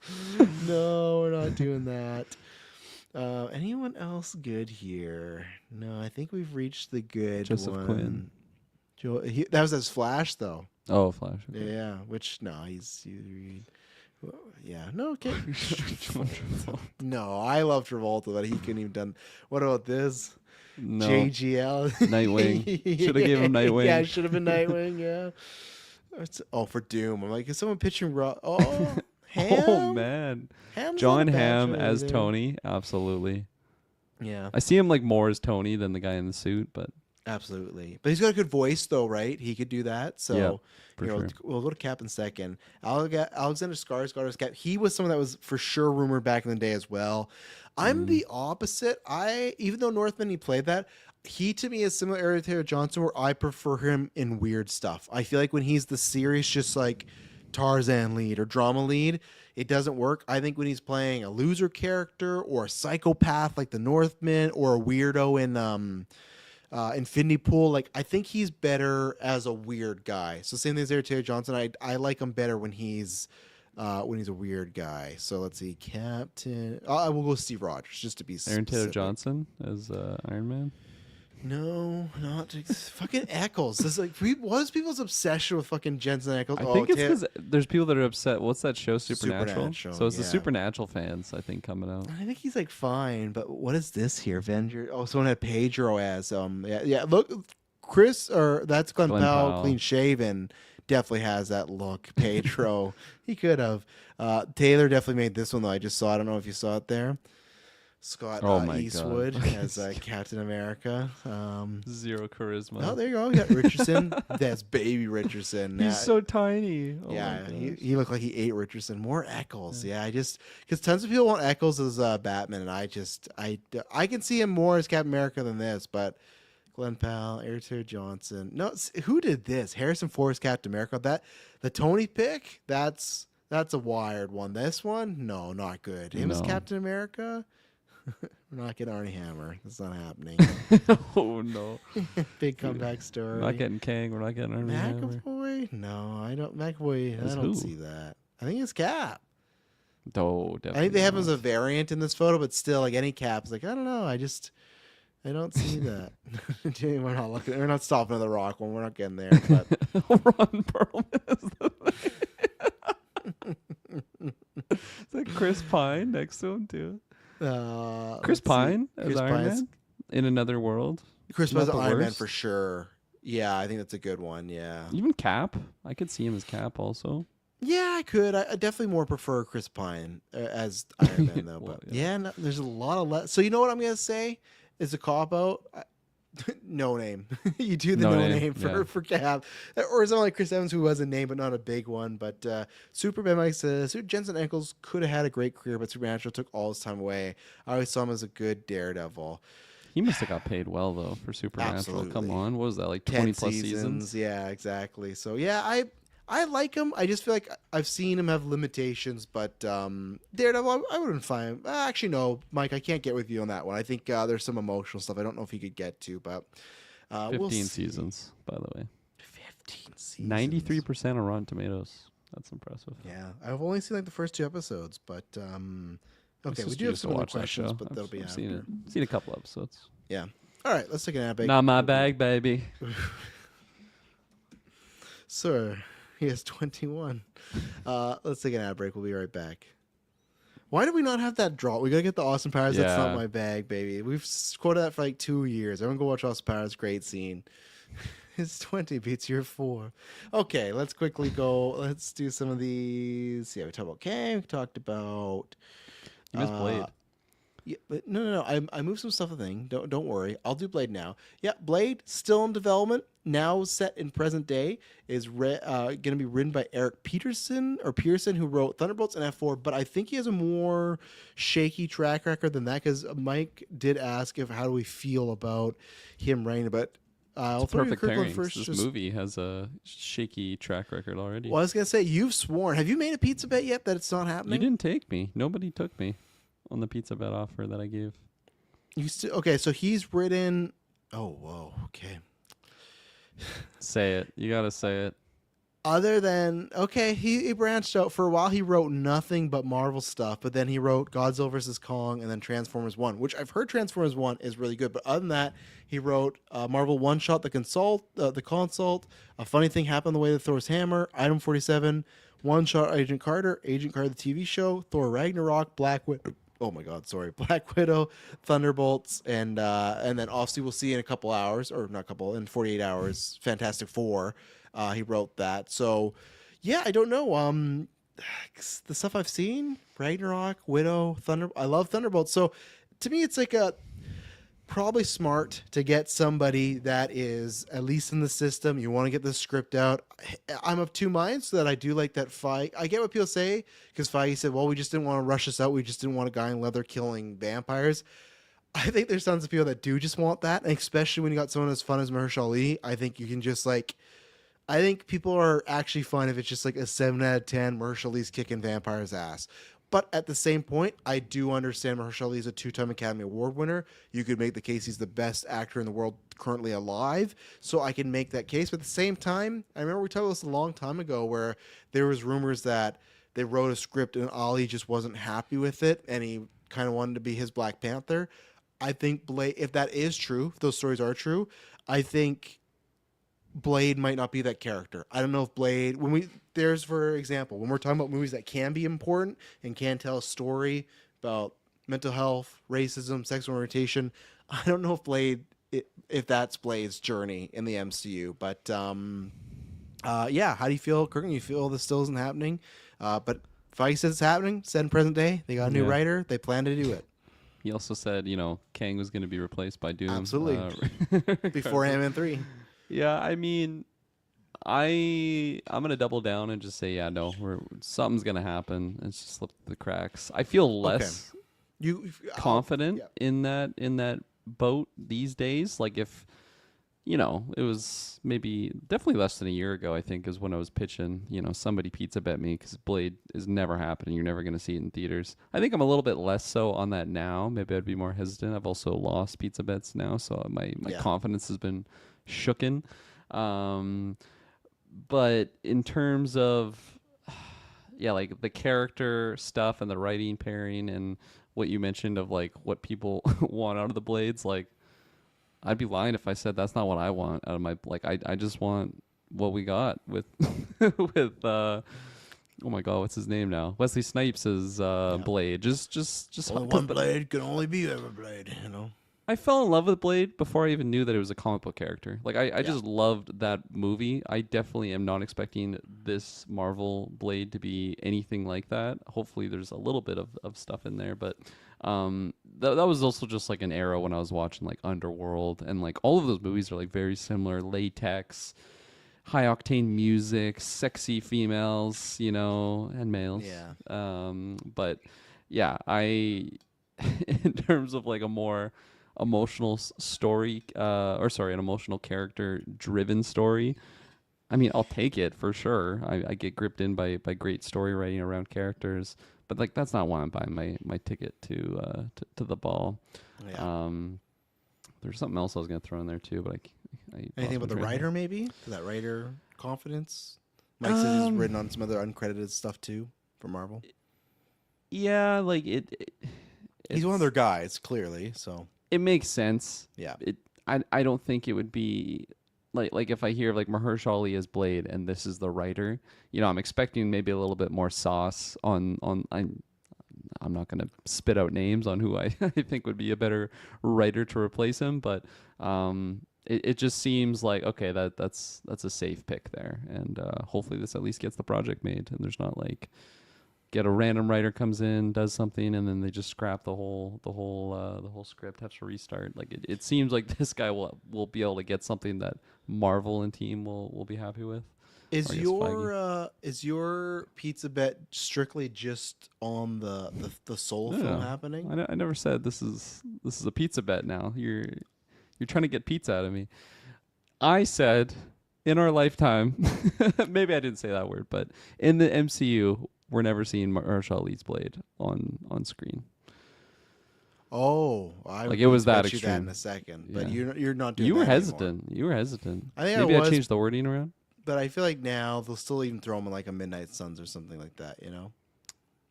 Is that a movie or a TV series? I think it's gonna be. I don't think. Oh, that's one thing in this article. Feige confirmed that going forward, he said some years we could have 3 movies, some years we could have 1 movie, but he did say we're just gonna have 1 show, and I think they've real. I don't think a series. No, I think Midnight Suns will be a movie, and I think that's where you could throw Blade in. So I think it's still happening. I do think unfortunately for me, that was like my most anticipated project. I remember I was gonna make like a counter because I was so excited to see Ali as Blade, but thank God I didn't. I'd be if I would have held my breath, I'd be dead. So I just wanted to see this so badly, and I still do because Ali's great, but I just now it's to the point. I think I've used this analogy before, but I think we've all been there, and if you haven't, then fuck, you got the 10-inch swinging dick or just the tightest pussy around. But we've all been there. Kirkland's where's he going with this? When you're texting somebody and it's that send up a date and it's yeah, we'll do this thing. Something comes up and you just never know, because I've had both situations where eventually the date happens and you go, okay, that person really was busy. But then the other time it's oh, this person had second thoughts, or they, in my situation, oh, you had a boyfriend the whole time. Cool. You never know what can happen. That's how this has felt where eventually nothing. Yeah, once you're on the 5th or 6th time talking about a date for when you're gonna meet up, it's I'm not even excited about this anymore. Is this even actually happening? Yeah. So that's how I am Any with Blade. Blade talk, that's where I'm at. It's yeah. Okay. If the person comes back to my play, to me, if the Blade movie happens and we're sitting down in the theater watch together, that'll be the person coming to your place, be oh fuck, this is actually going down. But until that person sits down on the couch, it ain't over. And that's where we're far from the couch with Blade, So, but I think it's going to happen one way or another. So that's this classic Travis analogy where it's just a very specific story. There was this girl that was very, very good looking. I was in a Rebound. She worked at Dairy Queen. And she was I felt very out of my league. And I was that, and I not that I didn't have a game, but I had no way, because I don't like asking people out at work, but I was I don't see this person anywhere else. At Dairy Queen? No, I worked at the mall and they worked at Dairy Queen. Okay. And I was I don't have any way. And I just we'd have good conversation. And then one day I just, hey, give me your number. And then it worked out. Lots of going back. And then eventually the date did happen. Nothing was really there. It wasn't greatest. And I don't know, just chemistry is off. Person was, I'll just say, very immature, and I was not in that place. And then, but let's push this old lady down the yeah, she was in her 70s, and I was fuck. But then what made it awkward later on is that person was in another friends group of mine, and she was good friends with another person I was seeing, and I think that kind of tanked. That kind of tanked the thing I was seeing with the other girl. So it was a whole thing. But I remember many times rescheduling this date to the point of okay, what's going on here? And I've been on the other end too. We rescheduled a date and nothing happens. I said that was a situation too where that I found out, got a number from somebody. Here's another specific one. Got a number. Here's a very, I know we're long, but I'm going to go through this quick. I like it. I'm sitting here, get a number, having good conversation. Date keeps getting rescheduled. One day I get a text from somebody being hey, this is so-and-so's boyfriend. You text this number again, I'm going to rip your fucking head off. Yeah. I know it was funny. I went to school with this guy for middle school to high school. no fucking chance he's ripping my head off. But that's what he led with. I didn't. Did you just reply? No, I was like, dude, I was like, because Kevin's in the chat. It wasn't Kevin Davis, but I was just like, dude, Kevin, like, you know me. Like, we literally were science partners together in high school. Good guy, good enough guy. Did he I know liked him. who you were when he threatened Oh, you, yeah. or he was just heated? Oh yeah, no, he knew I was, but he was still heated. And this was not scumbag Travis. Don't get me wrong. There's many times I knew someone had a boyfriend, I may move. I had no idea. I said, oh, this girl's pretty looking. We had some fun chat here at Eastside Mario's. Gonna get the number. Oh, Let's see man. what happens. Shouts out to Eastside Mario's. Shouts out to Eastside Rest in Mario's. peace. Yeah. So then I got that, and then it was just like, yeah, if you text my girlfriend again, I'll rip your fucking head off. And I was like, and I'm like, who is this? And then weird, like he dropped like the full name, like, oh, we went to school together. He's like, yeah, you're talking to my girl. But then I found out later on that the story was that I knew she had a boyfriend, but this time I didn't. So I legitimately just text this girl, I'm having a good time, then wake up She one day set to you up. yeah, wake up to one day threatening, and I could never talk to her. He's like, well, can I just talk to her to find out the situation? He's like, no, I'm not giving her phone back until this is done. It's like, I which bet is that also just relationship weird. Lasted long. It didn't. It ended a few months later. I was sarcastic. Yeah, but I didn't pursue that. I could have, but I was like, that's a red flag. So Good move. what What did he say when you saw him in person? Because you must. I have never seen him did. Okay. So no, this was after we graduated. Okay. So we went to middle school, high school together. High school, we were science partners, and like graduated. Never thought of him ever again till I see. I'm gonna rip your head off. This is so and so, and again, thing like not gonna happen. I think I literally, I don't know if it was the first thing I said, but I definitely hit him with the LOL. That didn't help in that situation. But it was because it was like. I was like, dude, she didn't tell me your boyfriend. Like, this is like year after high school. It's like, this is so small stuff, you know? But yeah, like I said, I should one time do a whole Travis told you on the whole, everything from 2010 to 2012 till I met Emily. It was a whole, even when I met Emily, big time drama. Because there was a friend of mine that had no shot. Big friend was like always trying to get me to set him up. When he found out we were together, it was not good at Best Buy. It was literally a civil war. Did where you text him? You're like, if you ever text LOL. my lady again, I'm gonna rip your fucking head off. LOL. Yeah. It was a situation where before me and Emily like even got together, she was just drinking. We were talking and had a good time. She went to bed. I slept over her place because it was late. I didn't pay for a cab. She's like, yeah, you can just hang out here. I said, sure. But I got back to him that I slept over here and he thought I did some stuff. And this is when me and Emily were just friends. Like, no, like nothing happened. He didn't believe me. Yeah, no one believes me. I don't know what it is. Kevin Davis. I wonder what it is. Yeah, you wonder what it is. Yeah, Kevin. But then I did. I remember we went to poker and he didn't show up. And I said, like, why didn't you show up? Like, oh, you know why I didn't show up. I'm like, you know what? I should have just fucked her. I should have just done this. If he's gonna be mad at me already. Yeah. And you know, the rest is history. That's not why I did it though. And me and Emily had some great conversations. People appreciate Pixar, Elio, and Marvel Studios Thunderbolts once it goes to Disney Plus.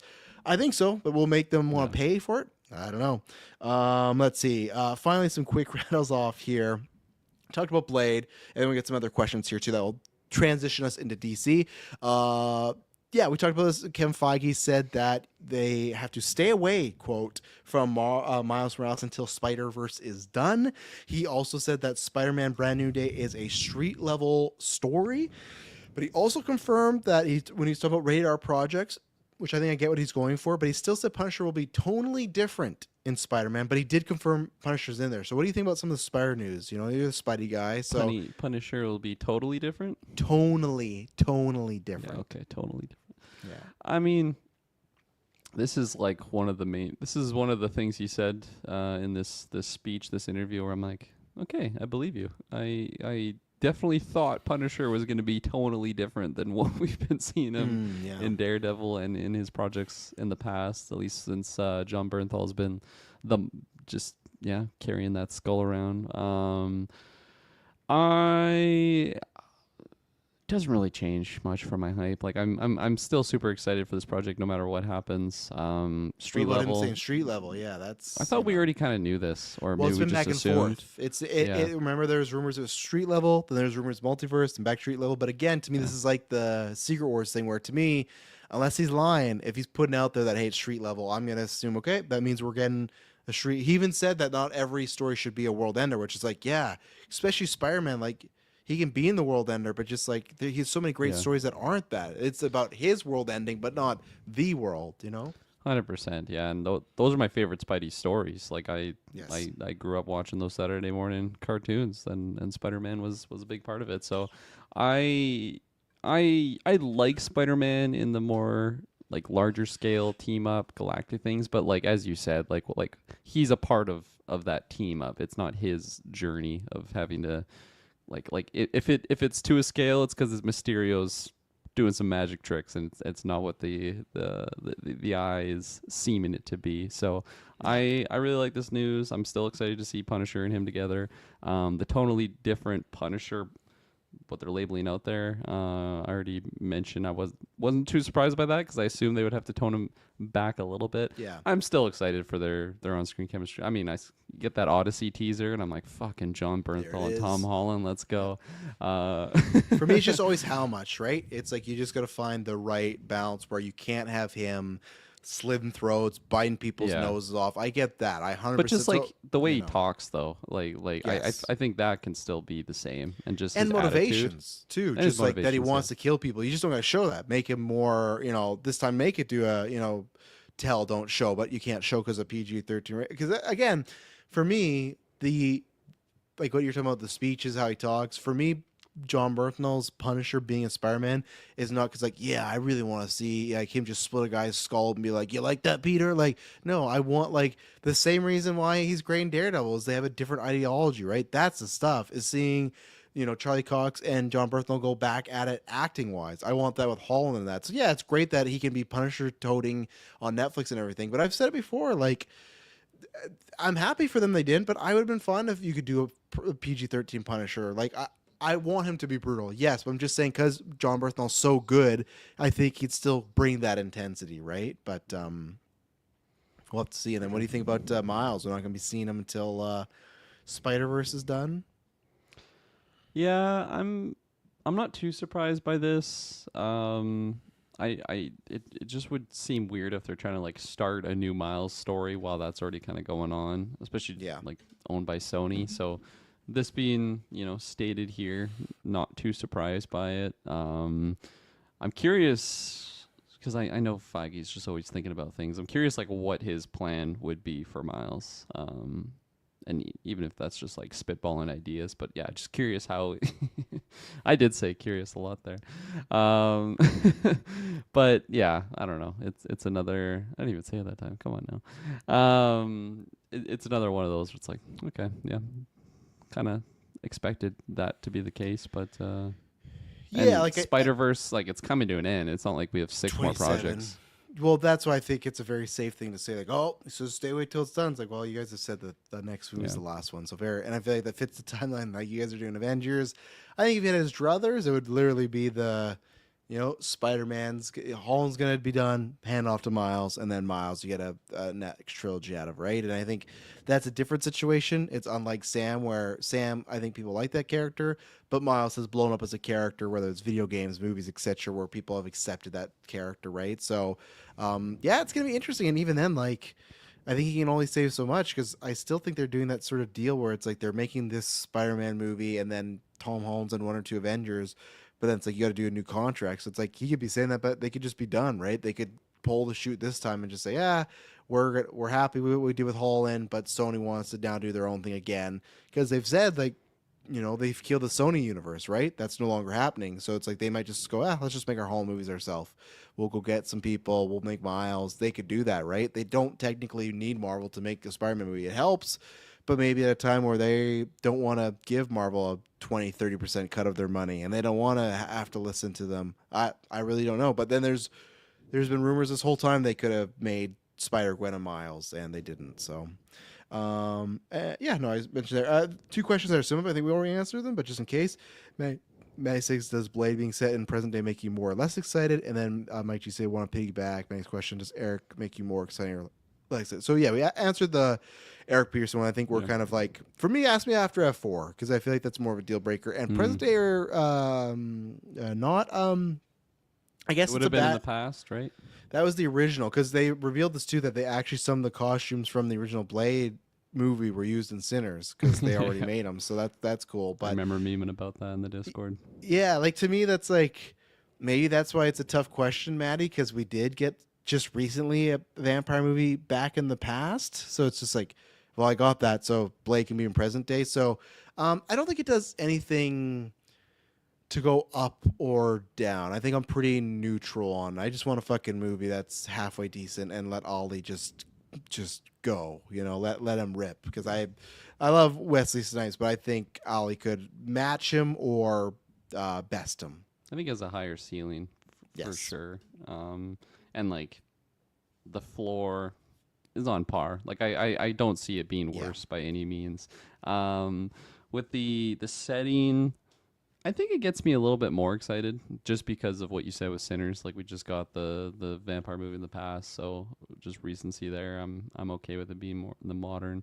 And I mean Blade, the Wesley Snipes Blade, like that was modern when I saw it back in the 90s. And then in terms of the writer, I think it doesn't really change my excitement, but like maybe if there's some crazy what's the word I'm looking for? Oh, it's getting late here. But just a more wild writer, maybe that would get me more excited of the potential.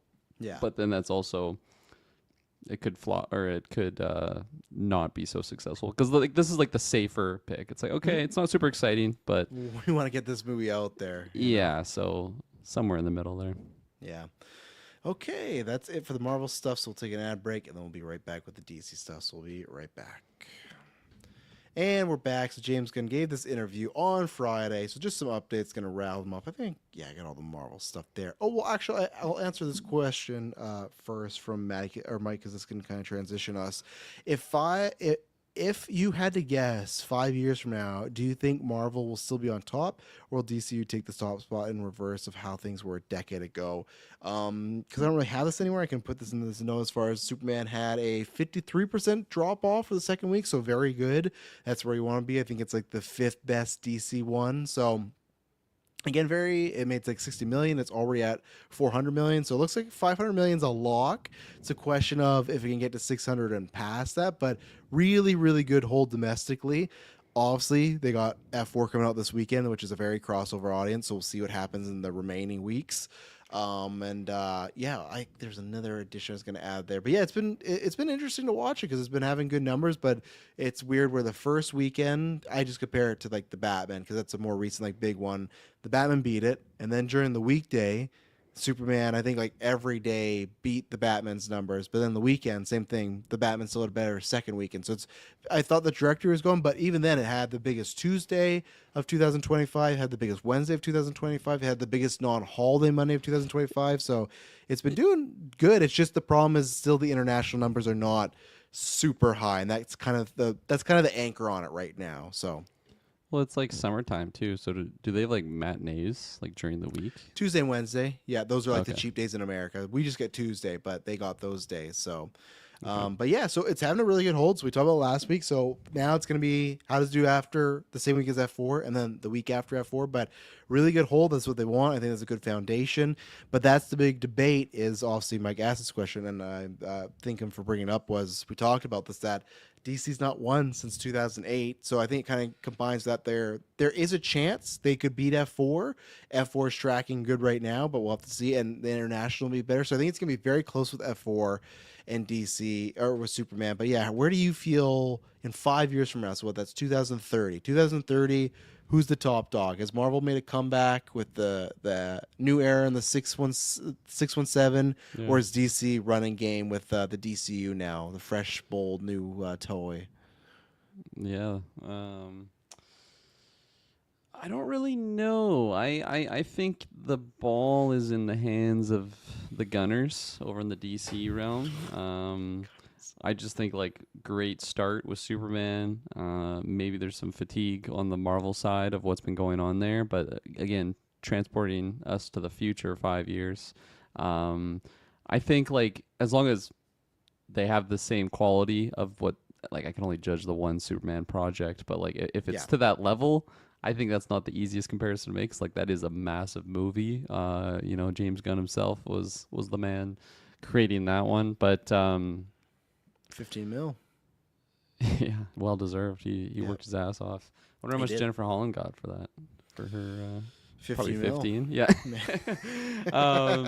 So I like unless the next project is like a big hit on the hype scale, I think it's going to be in DC's hands just because they're already going to be like well on their way. And then in that, like, we're going to be pretty early on with the new relabeling or new era, I guess, 617 of the Marvel 617, side. baby. It's so tough to say though, because I feel like one string of like bad movies can just really alter the perception of and just hype, Which happened already at the MCU, right? Yeah, exactly. Like string of shows and movies, like maybe not in a row, but there was enough of them that I think people were like, not as good as it used to be, you know? Yeah, 100%. So I it's tough. I never want to, bet against Feige, but I think I'm gonna go DC. So I'm gonna go Marvel. I think if you ask me in 10 years, that's a bit trickier. And DC, I think in 10 years, DC will be there. I think the problem with Marvel, and the good thing for them, is they have a lot of history. So they always have, just like they did this time, like a get out Downey jail free card. Like they always have people, like same thing if they have Hugh Jackman stick around, or even 5 years from now. Let's say they don't, and I don't believe this, right? But let's say for some reason Deadpool's not in any Secret Wars, Doomsday. Let's just say they go, you know what? It's too jokey. We want this movie to be serious. It just is not working. We can't do it here. You tell me they announce, Deadpool 4 in 2000, whatever, 29, 28. It's going to make money. And that's the problem where with the DCU can't do that yet. If you, don't get me wrong, I think one day if the DCU is successful, you could be a situation where, Henry Cavill's back as Superman, like a Tobey Maguire thing, right? But you can't do that yet. And I even think like the next 5 years is still too quick. So I've said this before, so I'm just repeating. So I apologize for, old time listeners, but new listeners. The Marvel has a chance to make people maybe not entirely fall in love with them, but and this is not a specific, before S-Bubs hits me, this is not a specific scenario, but I'm just saying, like, if you were in a relationship and let's say you got cheated on and you get back together with that person, they give you all these reasons they're perfect. That'd be Marvel's Spider-Man, Doomsday, and Secret Wars, where they got to be great, where it's like, you know what? They stepped out for a little bit, but they came back and they're good. Where, to me, if you get back with that person, Marvel, and they cheat again, meaning like one of those 3 big movies suck, then you're like, you know what? Probably done with this scenario. And that's the thing where I'm saying that Marvel will still be on top because I don't think they're going to let Spider-Man, Doomsday, or Secret Wars be Rise of Skywalker bad, in my opinion. I don't think they'll let that happen. I think smaller projects, the TV shows, some other stuff, that's different. But the top tier brands, if that happens, then you could make a case that Feige maybe needs to swap out and you need some new fresh blood in there, because that's like, you can't stumble those. I'm not saying it has to even be as good as Infinity War Endgame, but I don't think it can be any less than like Age of Ultron. Like you got to be, I think you got to be above that bar. So I think they will hit on that and they will recover. And like I said, you got Doomsday next year, Secret Wars the year after, you got X-Men, that's 3 years already, and then the next 2 years after you got new stuff. If X-Men's a hit, boom. If F4 is a big hit, you got a sequel in there. So I think they still have some heavy hitters to play with, where DC are still going to be establishing their stuff. They're still getting their first Wonder Woman. Like, we're not going to get Wonder Woman at least till 2027, and that's 2 years from now, right? Like, that's the earliest. So that's where it's like, they're still in the early days, but 10 years from now, I could see DC taking it, so... The reason why I go DC, and even though it is earlier on, to your point, like, I'm still just thinking back to like when we got Wonder Woman and like her origin, like that was $1 billion movie, and then we got Aquaman, his origin, that was $1 billion movie also. Like Wonder Woman was. I'll stop you there. You've said this on many casts of the year. Wonder Woman is not $1 billion movie. I've always meant to tell you this. Say that again. When I've listened to a cast and you say that, and because sometimes you've been on a cast with Dylan, who doesn't know, and they're like, yeah, true. Wonder Woman is not $1 billion movie. The only $1 billion. It must be close. It must be close. I think it's like 800. The only $1 billion movie of the DCU was Aquaman. It's that, Okay. Joker, and the 2 Dark Knights. I guarantee you, I will probably say Wonder Woman was $1 billion movie You will at some point in the future. It was a massive hit. I'm Don't glad. get me wrong, but you've said that many times over the years. In I'm my glad we mind, can finally have Wonder this Woman was $1 discussion. billion movie. That's what I got to start saying. Okay. But yeah, they come out hot, so I'm hoping the same. Sometimes. Yeah, or they're like And then- Blue Beetle. I never watched it, but when you're talking about Marvel exactly. has heavy hitters that they can always pull from, of course, I just Googled Terrence Howard because I had to, because why wouldn't I? And I had this Why? this realization. Why 'Cause you did you said know? Marvel has heavy hitters in the Yeah, weeds so that they can why'd always you- pull from. Why'd you? He's not. 'Cause he's my heavy hitter. Did you know that Terrence Howard was married 4 times to 3 different women? So he married the same woman twice.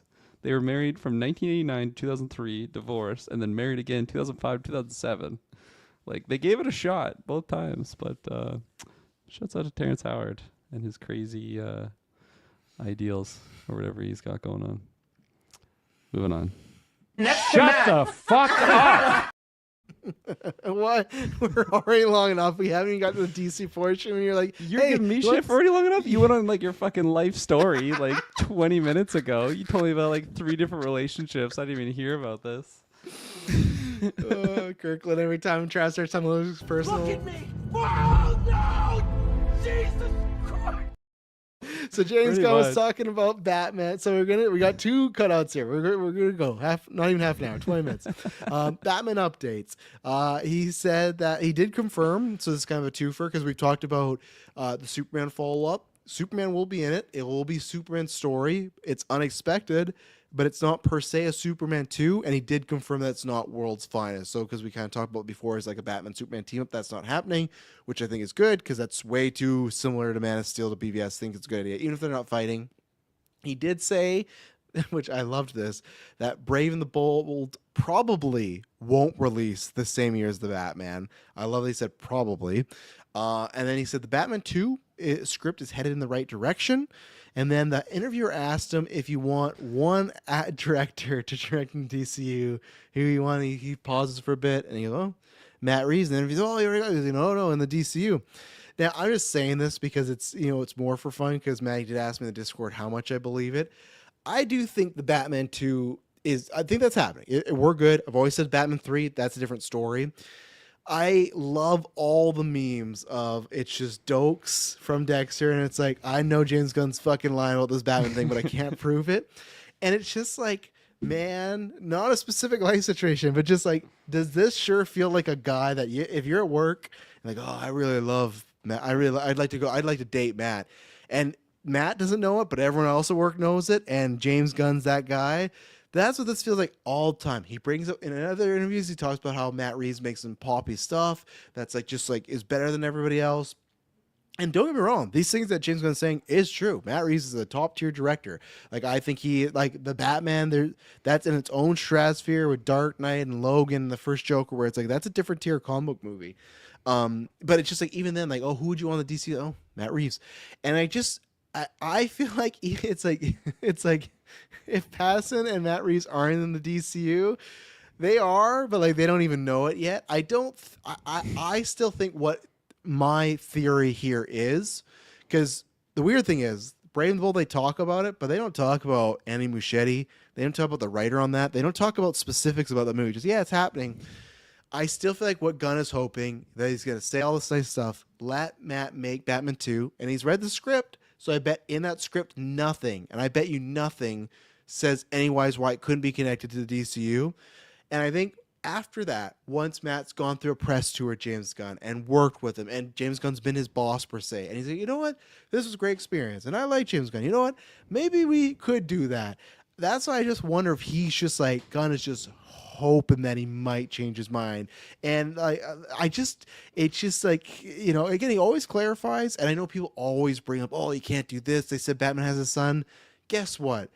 If fucking Kevin Feige can be like, you know what, we were changing Kang before Ant-Man 3, James Gunn can just be like, you know what, we actually talked out, we don't need Batman to have a son yet. We're just going to go this route for now, and he'll get a son eventually. Like, people act like these people owe us anything, or what they say is like inked in fucking stone. They could change on a dime. On a dime, they just be like, you know what, nah. Like, Matt Reeves came to us and said, I want to be in the DCU, and we're good. Like, people just say, oh, they already said that. Things change all the time. Gunn said things that change all the time. So I like that the Batman 2 is heading in the right direction. That's great. Like I said, I think it's a great idea that no matter what, I don't think Superman 2 should have a Batman, because you have too many BVS comparisons of his sequel features Batman. I don't know what that...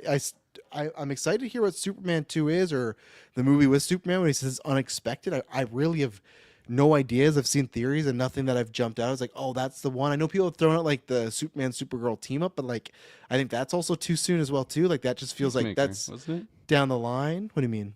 Oh, Superman and Peacemaker team up in a movie? Yeah, isn't that the big central character that's going to be... Is that what you're Don't talking get- about? The central character? No, imagine if it's Robert Pattinson's Batman. He's like, oh yeah, you've seen him before. You know, Bat Reese Ooh. doesn't even know it yet. But no, so yeah, those are the Batman updates. Kirkland, how's I Andy mean- Muschietti feeling right now?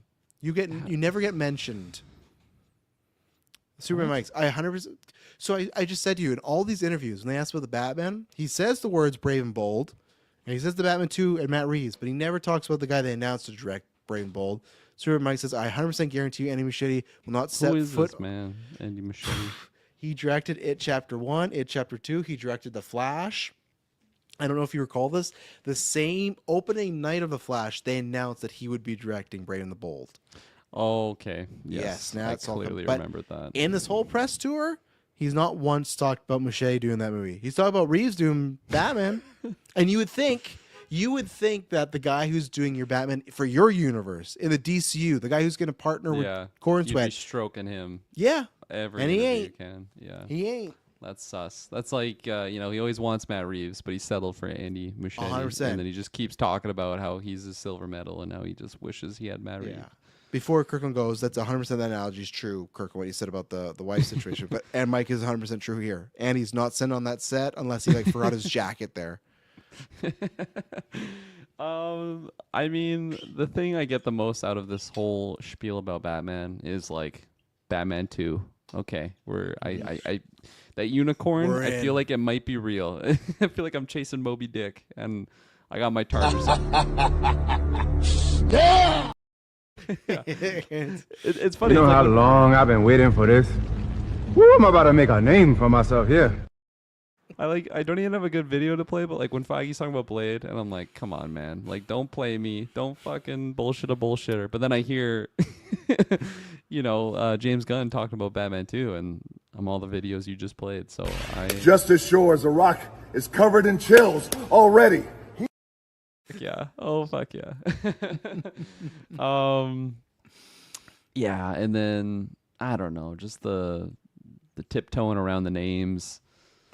I don't know. I don't get a lot out of that. Okay. Fortunately. You just think it's just scuttlebutt, just nothing? Yeah, I don't know. I think James Gunn more so than Feige for sure. Like he's a good like conductor of like when he's doing interviews, I feel like he has like a strategy of like, hey, how am I gonna pizzazz? It's like when I'm telling my thoughts on something and I just throw in some ridiculous words to just get some fancy reactions out of people. I feel like he has that somewhat. So like tiptoeing around the Matt Reeves name, I think he gets a kick out of that. And yeah, I don't know. Curious what Matt Reeves thinks. Yeah, I would love to. Have you ever seen? Just quickly bring it up. Have you ever seen the Are you clip playing where that video where he's like, interesting? No. No. That's when they ask him about like Mr. Like a fan Freezer. theory, right? No, yeah, it's some poor interviewer. They're like, "How would you like Mr. Freeze?" How do we not have that as a video drop? I'll have to find gotta that update too. our video I'll have to drops. find out what the setup is because it's just like Mr. Freeze in your movies. Like if you did this, like if we were kind of like, oh, interesting. Like he's trying his fucking. Oh my god! Just, hang on here. I'm gonna get it. Oh, I don't have the setup for who asked him what the origin of it is, but like I have the clip of when he was like recently asked. Hang on. This is him recently being asked in the DCU and Batman being there. He's just such a deer in the headlights. But I take it as like a no. But listen. Change for Batman Part 2? Yeah. You want the script to be in a good place? Of course. So are you happy with the progress you're making and the release date you have Yes, now? absolutely. This year we're going to be shooting, and I'm very excited about it. It's taken longer than I would have wanted, but also I'm super excited about what we're doing. So I really can't wait to share that with everybody. How tough has it been to figure out your main villain? There have been a lot of rumors lately. I've even heard Freeze as a potential I villain. can't answer anything that you're But by now you've determined who the bad guy is. Yes, of course, or we'd really be in trouble. Is it going to be surprising to the audience? I hope so. The story is a continuation in a certain way and completely different in another, and is going to show different sides of Rob. I mean, I think it's going to be really exciting. I spoke to James Gunn recently, and I Yeah. asked him, obviously he talked about, letting you do your Reeves verse Yeah, on yeah. his own. And I did ask him, have you contemplated recently integrating Your Rob comments. into the DCU? And he Right. said, they've talked about it, because you talk about everything. Sure, yeah. What's your attitude about that at this point? I mean, it really comes down to whether or not it makes sense. And, I think what's been great is it was really a kind of a story that I wanted to tell. We're calling the epic crime saga and all of that, which is the Cheap thrust plug of for what we want his- to do. his It's been important universe. to me Yeah. to be able to play that out. Yeah. And, James and Peter have been really, really great about that, and they're letting us do that. And, what the future brings, I can't really tell you. I have no idea right now, except that my head is down now about getting the Batman Part 2 shooting and to make it something really, really special, which, of course, is the most important. He was confident. Oh, hang on. DCU Batman? I don't know. Well, we'll have to see where that Okay, goes. fair enough. Obviously, the release date changed for Damn, Batman he Part said 2. one Yeah, yeah. more You want the thing. I don't script know to be if in I a can good get place. that Of course. in. It's a short. He but- talks so fast. It almost seems like the whole interview is like sped up. But like, Oh, here we go. Here, hang on. Oh, I was at What's this the thing? Obviously, the release Superman date changed for what a wild cast this has been. James Here we and go. Peter have been really, really great about that, and they're letting us do that. And, what the future brings, I can't really tell you. I have no idea right now, except that my head is down now about getting the Batman Part 2 shooting and to make it something really, really special, which, of course, is the most important thing. And if they decide, we really want Rob to be our DCU Batman? I don't know. Well, we'll have to see where that Okay, goes. fair enough. Obviously, the release date changed for You know what that smelled like? You know what that answer smelled? Just having fun, man. Making movies, big adventure, having a great time. I was gonna click it. Because it's like a speed version of that. Like he's talking so fast, but like the actual substance of the word. Just having fun, man. Making movies, big adventure. Because he's so specific, but like, yeah, it's gonna challenge Raw. It's gonna be this, epic crime song, and and if they do decide, Raw, the future, man. Just I don't really know right now. I don't really. that's where it's like, whoa, we're fucked. They've definitely. I just feel like they bring it up every time. So, all right, our last few notes here. Okay, this is the last ad break. Be right back. Okay, last notes. Quick fire it off here for DCU updates here. Where is it? Okay. The Jimmy Olsen show apparently is something that is going down. Not official sources, but just more people reporting it. The plot synopsis right now is reportedly a crime anthology show centered on various DC villains. Sergeant Rock is apparently still happening, but going to be getting a new director. So Luca Guadagnino is out, who did Challengers and all those good movies. The Authority, this is paraphrasing, but the Authority's currently off the slate. He said it's been a rough production, and he did either he was joking or he almost slipped up when the same guy that was talking to Matt Reeves was interviewing James Gunn. And he's like, well, the writer, when he's talking about Authority, he almost said I, and then he switched to the writer. So we don't know if he's trolling or if he kind of accidentally revealed that he was the one working on Authority and just couldn't crack it. And then what else? He did confirm and he's like triple quad down that the minor spoilers, the Jor-El controversy in Superman is not going to be retconned. It's going to stay that way. So if anyone's mad about the whole harem and all that stuff, it's sticking to. We'll see if anything comes of it in the other movies. And then finally today it was announced that, and James Gunn confirmed this, that Anna Nogueira is writing the script for Wonder Woman. She wrote Supergirl and is currently writing the Teen Titans movie script as well. It is interesting because she seems to almost be like Erin Peterson, where she is their people, but other than a few, she was an actress, then she became a writer. Other than like a few TV shows, she's not had like a massive big movie release or anything. So it's like, could be good. You're getting a new writer, fresh. Not many people have used her. I'm sure that's good on their budget too. At the same time, man, for them, I hope Supergirl hits, because if Supergirl doesn't hit and they go, oh, well, she's also writing Wonder Woman, the Teen Titan movies, that makes a lot of people, I think, very on edge. But what do you think about some of the stuff? The Wonder Woman script, so that's, again, last week we heard that was being fast-tracked. James Gunn, of course, he loves to clarify. He's like, well, it's not being fast-tracked, but he's like, it's like the next project. But it's like, script's going. Anything about Theority, Jimmy Olsen, and the Superman Jor-El stuff, Kirkland? Yeah, I mean, with the writer on Nogueira, that's a lot of big movies that man, they better be good. All of them, not just one hit really well and then the other two can be sleepers. Those are big. Teen Titans is probably the lesser of them, but I don't know. I also have some nostalgia for Teen Titans back in the day, but to me, I'm like, that should be a big movie. Like it's the team ensemble. Yeah, there's a Robin in there, which to me is a big deal. So Yeah, for sure. So, fuck, for our hope and for her, I definitely am hoping nothing but the best. yeah, for Supergirl that. better hit. Yeah, for sure. Which is a project I'm ever excited for. Yeah. Do you see Jimmy that Olsen- poster they released last week for Supergirl? Well, what was it? It was like the Remind me. Superman logo, and remember their tagline was like "Look up." Oh, yeah. but And it's she had, her like, spray bloody painting, hands or and it says- something. and it says "Look out." So I think that's good. Was it spray paint on her hands or was it blood? I think it was inferred to be spray paint, but it looked like blood. So Yeah.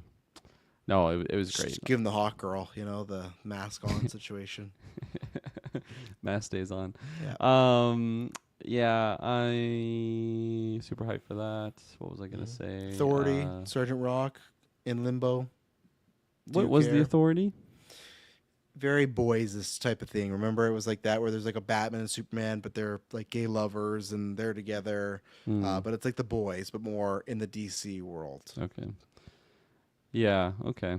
I have zero attachment to that, although Yep. what you just laid out sound intriguing. Sergeant Rock, I really don't know what, like, is that going to be like a comedy type thing? I guess it's comic book stuff, so there's comedy Yeah. elements to all of it, but do you have history of Sergeant Rock? No, I can't. I don't care. So here's the situation where like I'm not saying I'm worried about the Clayface movie, but the more I hear about it, I go, I don't love that. But at least it's like, well, it's Clayface, Batman. I love that world. Sergeant Rock, like I already don't want World War movies. I'm over it. And like for to me, like a DC character movie just feels like a weird fit. At least Clayface, you're kind of like putting the universe out a bit. I did like some of the plot synopsis. It sounded very Indiana Jones ish, Sergeant Rock, so that was fun. But yeah, I don't care about that. And the Authority could be good, but at the same point, it's like I suppose that's the Matt Reeves interesting clip is my reaction to the Authority. All right, next newscast, we'll get that one, and we'll get the Austin Powers clips in there. Aviakis says, "Good morning, handsome gentlemen. Good morning. It's late for us. Kirkland's worried about his shift starting soon, but don't worry, we're ending right here, Kirkland. The Authority, like I don't think it's a terrible idea, but the problem is we've seen like that it like there's echoes of the boys, and I think we've seen a lot of parroting or the like here's the dirty messed up superheroes. There's been a lot of that right now, and I feel like it was just the timing of I remember when they announced the Authority, everyone was just like, oh, so the boys. And I think that's the problem of boys is ending this year, so let it end, give some time. But they also got spin-offs too. They got Gen Z and they're doing the other boys spin-offs. So I don't know. And even in the Superman world, it's like, I don't know if right now we need the whole like, hey, Superman's all about being hopeful, being a good person. And here's the universe where we're fucking heroes. We don't care about people or whatever it is. I've never read The Authority, so it just seems like they're more hard-edged heroes. I don't know if you need that right now. And I think even then, do that after Batman. I would love it if most of this world's pretty bright, colorful, and hopeful. Not Clayface, of course, because it's like a villain movie, right? But like, even Supergirl. I'm not saying because she looks like she's going to be a prom child. I'm not saying she has to be super hopeful, but just the way of like Superman's all about being kind's the new punk rock. I want when we meet Batman to be like, that's fucking lame. Grow up, kid. Like, and I want to be like, big brother, like you're an idiot. Like the world's dark and it's fucked up. My parents were murdered in front of me by this fucking boozer. I hate my butler because he's always giving me bad advice. Like that's why I think we should wait. Because when we meet Batman, that's like that juxtaposition of, oh, this guy, he's not like us. Like even on Justice League, there's many times he's like, I'm not on the team. Even if he's on the fucking poster, he's like, I'm not part of the Justice League. I'm not one of you guys. So that's why the Authority, I think, could wait. Like let Batman have the honor of being that first, like, fuck all you guys with your, bright costumes. Even though he might be sitting there with like blue tidy whities and stuff. But so yeah, I'm fine with them both not happening, to be honest. If it's really with in terms of or in relation to the Authority, just being so similar to the boys, maybe that was the issue. He was writing it, it's like, holy fuck, Yeah. this is the boys. This has been done. This has been done. Yeah. And I'm saying he because I'm buying into that theory that it was James Gunn as the him or Matt Reeves, one of the two. Yeah, or Joss. Jaws or Anna Guerrera, another one. Oh God, hopefully not Anna Guerrera. Yeah, an idea Sergeant Rock should be having Glorious Bastards vibe. Yeah, I could see that, and like before too, Colin Farrell was attached to that, and Daniel Craig. Like, but the other thing for me, the selling point was Luca being the director. Luca's not the director anymore. I'm very much out on that. I was, loved Challengers, loved that After the Hunt movie looks good. There's another one of his I really. Oh, Queer was really good. So, yeah. And then the last two, the Superman and then Jimmy Olsen. Yeah, Jimmy Olsen. Reportedly a crime anthology centered on various DC villains. I like that. Interesting. Oh, It's a Jimmy Olsen show, but like, I like the setup of the villains, but like, what's Jimmy Olsen gonna do? Is he gonna be? I think just he'd be reporting? Yeah, I think he'd be profiling them, and it's a way Slinging to kind dong? of. Yeah, probably, and that's how he gets information. And he's fucking Deathstroke, and he's fucking Darkseid, and all this stuff. I don't know, but I think it would be like he's working on dossier reports of like a profile of like everything you need about King. I feel like it sounds like Creature Commandos in a way, where it's like here's a group of villains, and then you get each episode's an origin. But this would be instead of the whole mission to be like Jimmy Olsen reports blank, which like I think there's some stuff to that could be fun, but again, early on, it's like this feels like maybe wait on this. To me, I would if I was asked, I'd be like, wait on this. This to me feels like a Gunn like. Oh, I got this great and I'm not saying, don't get me wrong, Jameson has great idea, but like it's a Gunn, Creature Commandos, weirder type of, especially the way he took Jimmy with the whole lady stuff. It's like this feels like this is a Gunn, like it's in his brain and he wants to get it out. It's like I don't know if I want to see it yet, Yeah, I think I'm very neutral on the setup of this show. Like I think they need to sell me on being interested on this. I'm not gonna say I'm not gonna watch it by any means. Maybe I need some trailer or whatever, but definitely something to sell me on it because I didn't love Jimmy Olsen in the movie. Yeah, like if I would have loved him, if this was like Kara, that's her name, right? Yep. Yeah, or Kara, But I call her Kara. Oh yeah. Well, it's like tomato. No, it is to me. It's Kara, but I've heard people say Kara. It's a tomatoes, but to me, it's Kara. It's more like Kryptonian if you say Kara. I feel. But yeah, if it's like Kara versus DC villains, fuck yeah, I'm there day one. But Jimmy Olsen, expensive, mid. Yeah, well, that's the thing. I think most people, whether it's like I had issues with his like the man stuff, and then like just him being a misogynist dick, and then like tons of people just didn't find it funny. I haven't met anyone I know they're out there, but me personally in the podcast sphere or in our life sphere that like, oh, I love Jimmy Olsen. I think most people are like, yeah, I could have done without that, or it just didn't really work. Like even if they didn't extremely dislike it, it's like that was all right. Like, and that's where it's like a show on this guy. Again, I think it's a Gunn thing. The big thing is though, in a comic book, if you didn't know this, that's actually was Darkseid's debut appearance was in a Jimmy Olsen comic book. So lots of people think they would do that, and I think that's the only way. Because I was like, we didn't cover Ironheart. I'm like, well, if they do a Jimmy Olsen show, that's when I don't know if we need to cover. I don't know if the ratings would be there. That's something where they would get people in is if every week you are introducing a new big villain. I'm not saying it has to be Darkseid, but if it is even like a Deathstroke or even like a fucking Harley Quinn, like that's how you could get people aboard and stuff. So yeah. And then lastly, Superman. How you feeling? The controversy. Harem for life. I mean, I feel like we've already talked multiple times today about how people say things in interviews and then plans change. So like yeah. I would never put chips down on like, well, he said it, so I'm going to bet my life that is the case. I think easily there could just be like a part 2 video to this. I mean, I'm also famously one person that's like, Last of Us, maybe the cure wouldn't have actually worked. Like, even when you have the creator of the show saying that that's not the case, I'm still making up my own headcanons wherever I go. That's what I do. Huh? Isn't that right? Huh, brother? This is me at the end of this 2-hour double cast. No, no! And you played the longest clip too. Oh, there is longer clips out there. Honey? Agassi, who is the head. I'm gonna fucking kill you! It's a madhouse. It's a madhouse. That's also in the message that Jarrell sent. Yeah. I'm gonna fucking kill you. Yeah. So yeah, I mean, all of that aside, if I'm just sticking to what he's saying here, I don't love it. Patreon Clay made a good point of like, you know, it's an unpopular opinion maybe for like Jor-El's to just be talking about his Vote harem. Trump.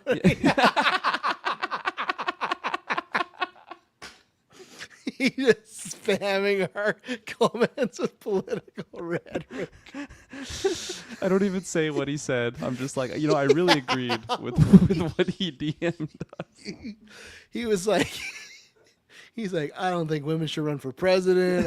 We couldn't believe what was coming out of Cocktail Clay. For people that don't know, what he actually said is, fuck Brock. No, also just wanted to throw in my 2 cents about Jor-El controversy. Glad Gunn isn't retconning. I thought it was weird, but I'm glad a creator was able to stick with his choice instead of bending the knee to people who have no idea how hard he worked to make the movie happen. I have my issues with Gunn, but also he really cares and doesn't feel like nearly as much as a corporate stooge as many other people in similar positions and companies. Well and said. that's why I agree with you too, where it's like, yeah, if it's whole that, because I just don't want that. If it was a story where he's like, hey, I'm going to do this, and then later on I'm going to reveal it, I don't want Switch to be like Last Jedi. Like, what do you mean raise nobody? What do you mean raise nobody? Like, don't do that stuff. So that's why I've always been like, he made the choice, do it. And I agree with him where it's like, in the movie, it's done. I know people are kind of obsessed with Kara, like if she knows or not. And for me, it's just like, I might explain it, but not everybody. I use Man of Steel, funny enough, the example is that planet was filled with like, you know, thousands, millions of people, and it was Zod and 2 other people were like, we should fucking terraform Earth. They're like a 0.1% that thought that. So what if like everyone's like, yeah, we're gonna send Kal-El. There's one pod, they're like, yeah, great, and Jor-El's like, yeah, fuck them. You should take over Earth. They suck. Go ahead, go. And if Kara's just like, oh yeah, I never knew that. Like, same thing. Doesn't like Kara's parents and Clark's parents didn't have to get, or you know, Kal-El's parents didn't have to get along. So what if Kara's parents are like, no, if you land on Earth, like you should take care of the people. You should, you know, raise them up and everything. And what if Jor-El's like, no, fuck them. Like what was like Invincible style, right? So I really don't have a problem, and I also don't have a problem if they never bring it up again. Like I don't think it's not a sticking point with me, but I get it. For some people it is a sticking point. I've seen lots of people bring that up. But it's never been a sticking point too, because it's just like people that, you know, oh my god, Jor-El, he's a bad guy now. It's like, yeah, okay, go read the fucking 50 other versions of Jor-El. Like go pick one then. You know, there's so many out. Go watch the Reeve one. It's like you got to do something, you know, different. Even though it was like, for me, I think it's just like we talked about in the review, that's been done quite a bit lately. Didn't hit for me the same way, because it's like, oh, even people, I don't watch Dragon Ball Z, but I guess that's a thing in Dragon Ball Z when the characters had like a different meaning. What the fuck is going on? Okay, we'll continue. We'll go somewhere else. Don't worry. And your thoughts. Yeah, I'm for like if he's on just the road. fall asleep on cast. Yeah. I'll keep going for an hour. You sleep there, just, you know. Well, we still got to do what we've been watching. You know, that's gonna be 40 minutes. Right? Yeah. Full season review of Squid Game 3. For the Jor-El thing, oh man, I actually lost my train of thought. I had it before you gave me the one. Oh no, that's what I was gonna say. Is the conflict that Clark had with like hearing that was something that I actually didn't love in the movie, was like how much that was weighing on him. Because it's like, dude, like you grew up here, you have different parents that literally raised you. Like, who cares what these fucking holograms are saying to you? So that was kind of my position in the movie. So to be having a problem with what Jor-El's saying, like I don't really care. And as you said, like I'm totally fine if we just never even mention that again. I imagine Kara and him will have a discussion about that, because clearly it affected Clark so much in the film. But I don't know if they will. By the time they see each other, shit could go going on. Like, she's gonna go to another planet. Let's say she lands in fucking Darkseid, or how much time do you think is gonna happen between when we see her? Like the next time just they spoiling meet? the whole movie right now, but yeah. They released a photo. There's whatever, you know, fabulous photos. Like, do you mean the next time between movies, or the next time Clark and her see each other?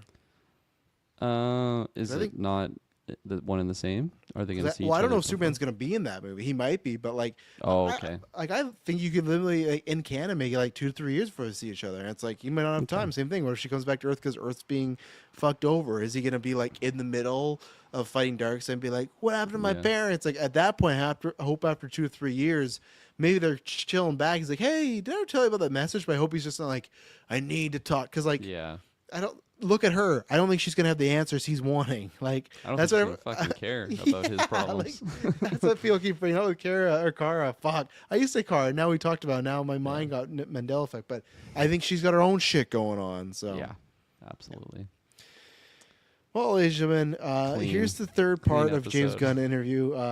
He talks about his dog. We're gonna play the whole interview and do a watch Yeah. along. Is this BS? Is not. All right, ladies and gentlemen, we'll be back. Thank you very much for tuning in. Thank you everyone in live chat. Thanks for sending all its comments. Streamer Mike Zazoff told Gunn the authority was too woke most lately. I agree. That could be it too. He's trying to crack the script and he's like, oh, Zazoff's gonna hate this. But end of Weekly Geek, we'll be back. We'll be back later this. We'll be back later this week with Donkey Kong, some stuff for the Patreon, Superhero Draft, and Fantastic Four, and it won't be boring. Bye.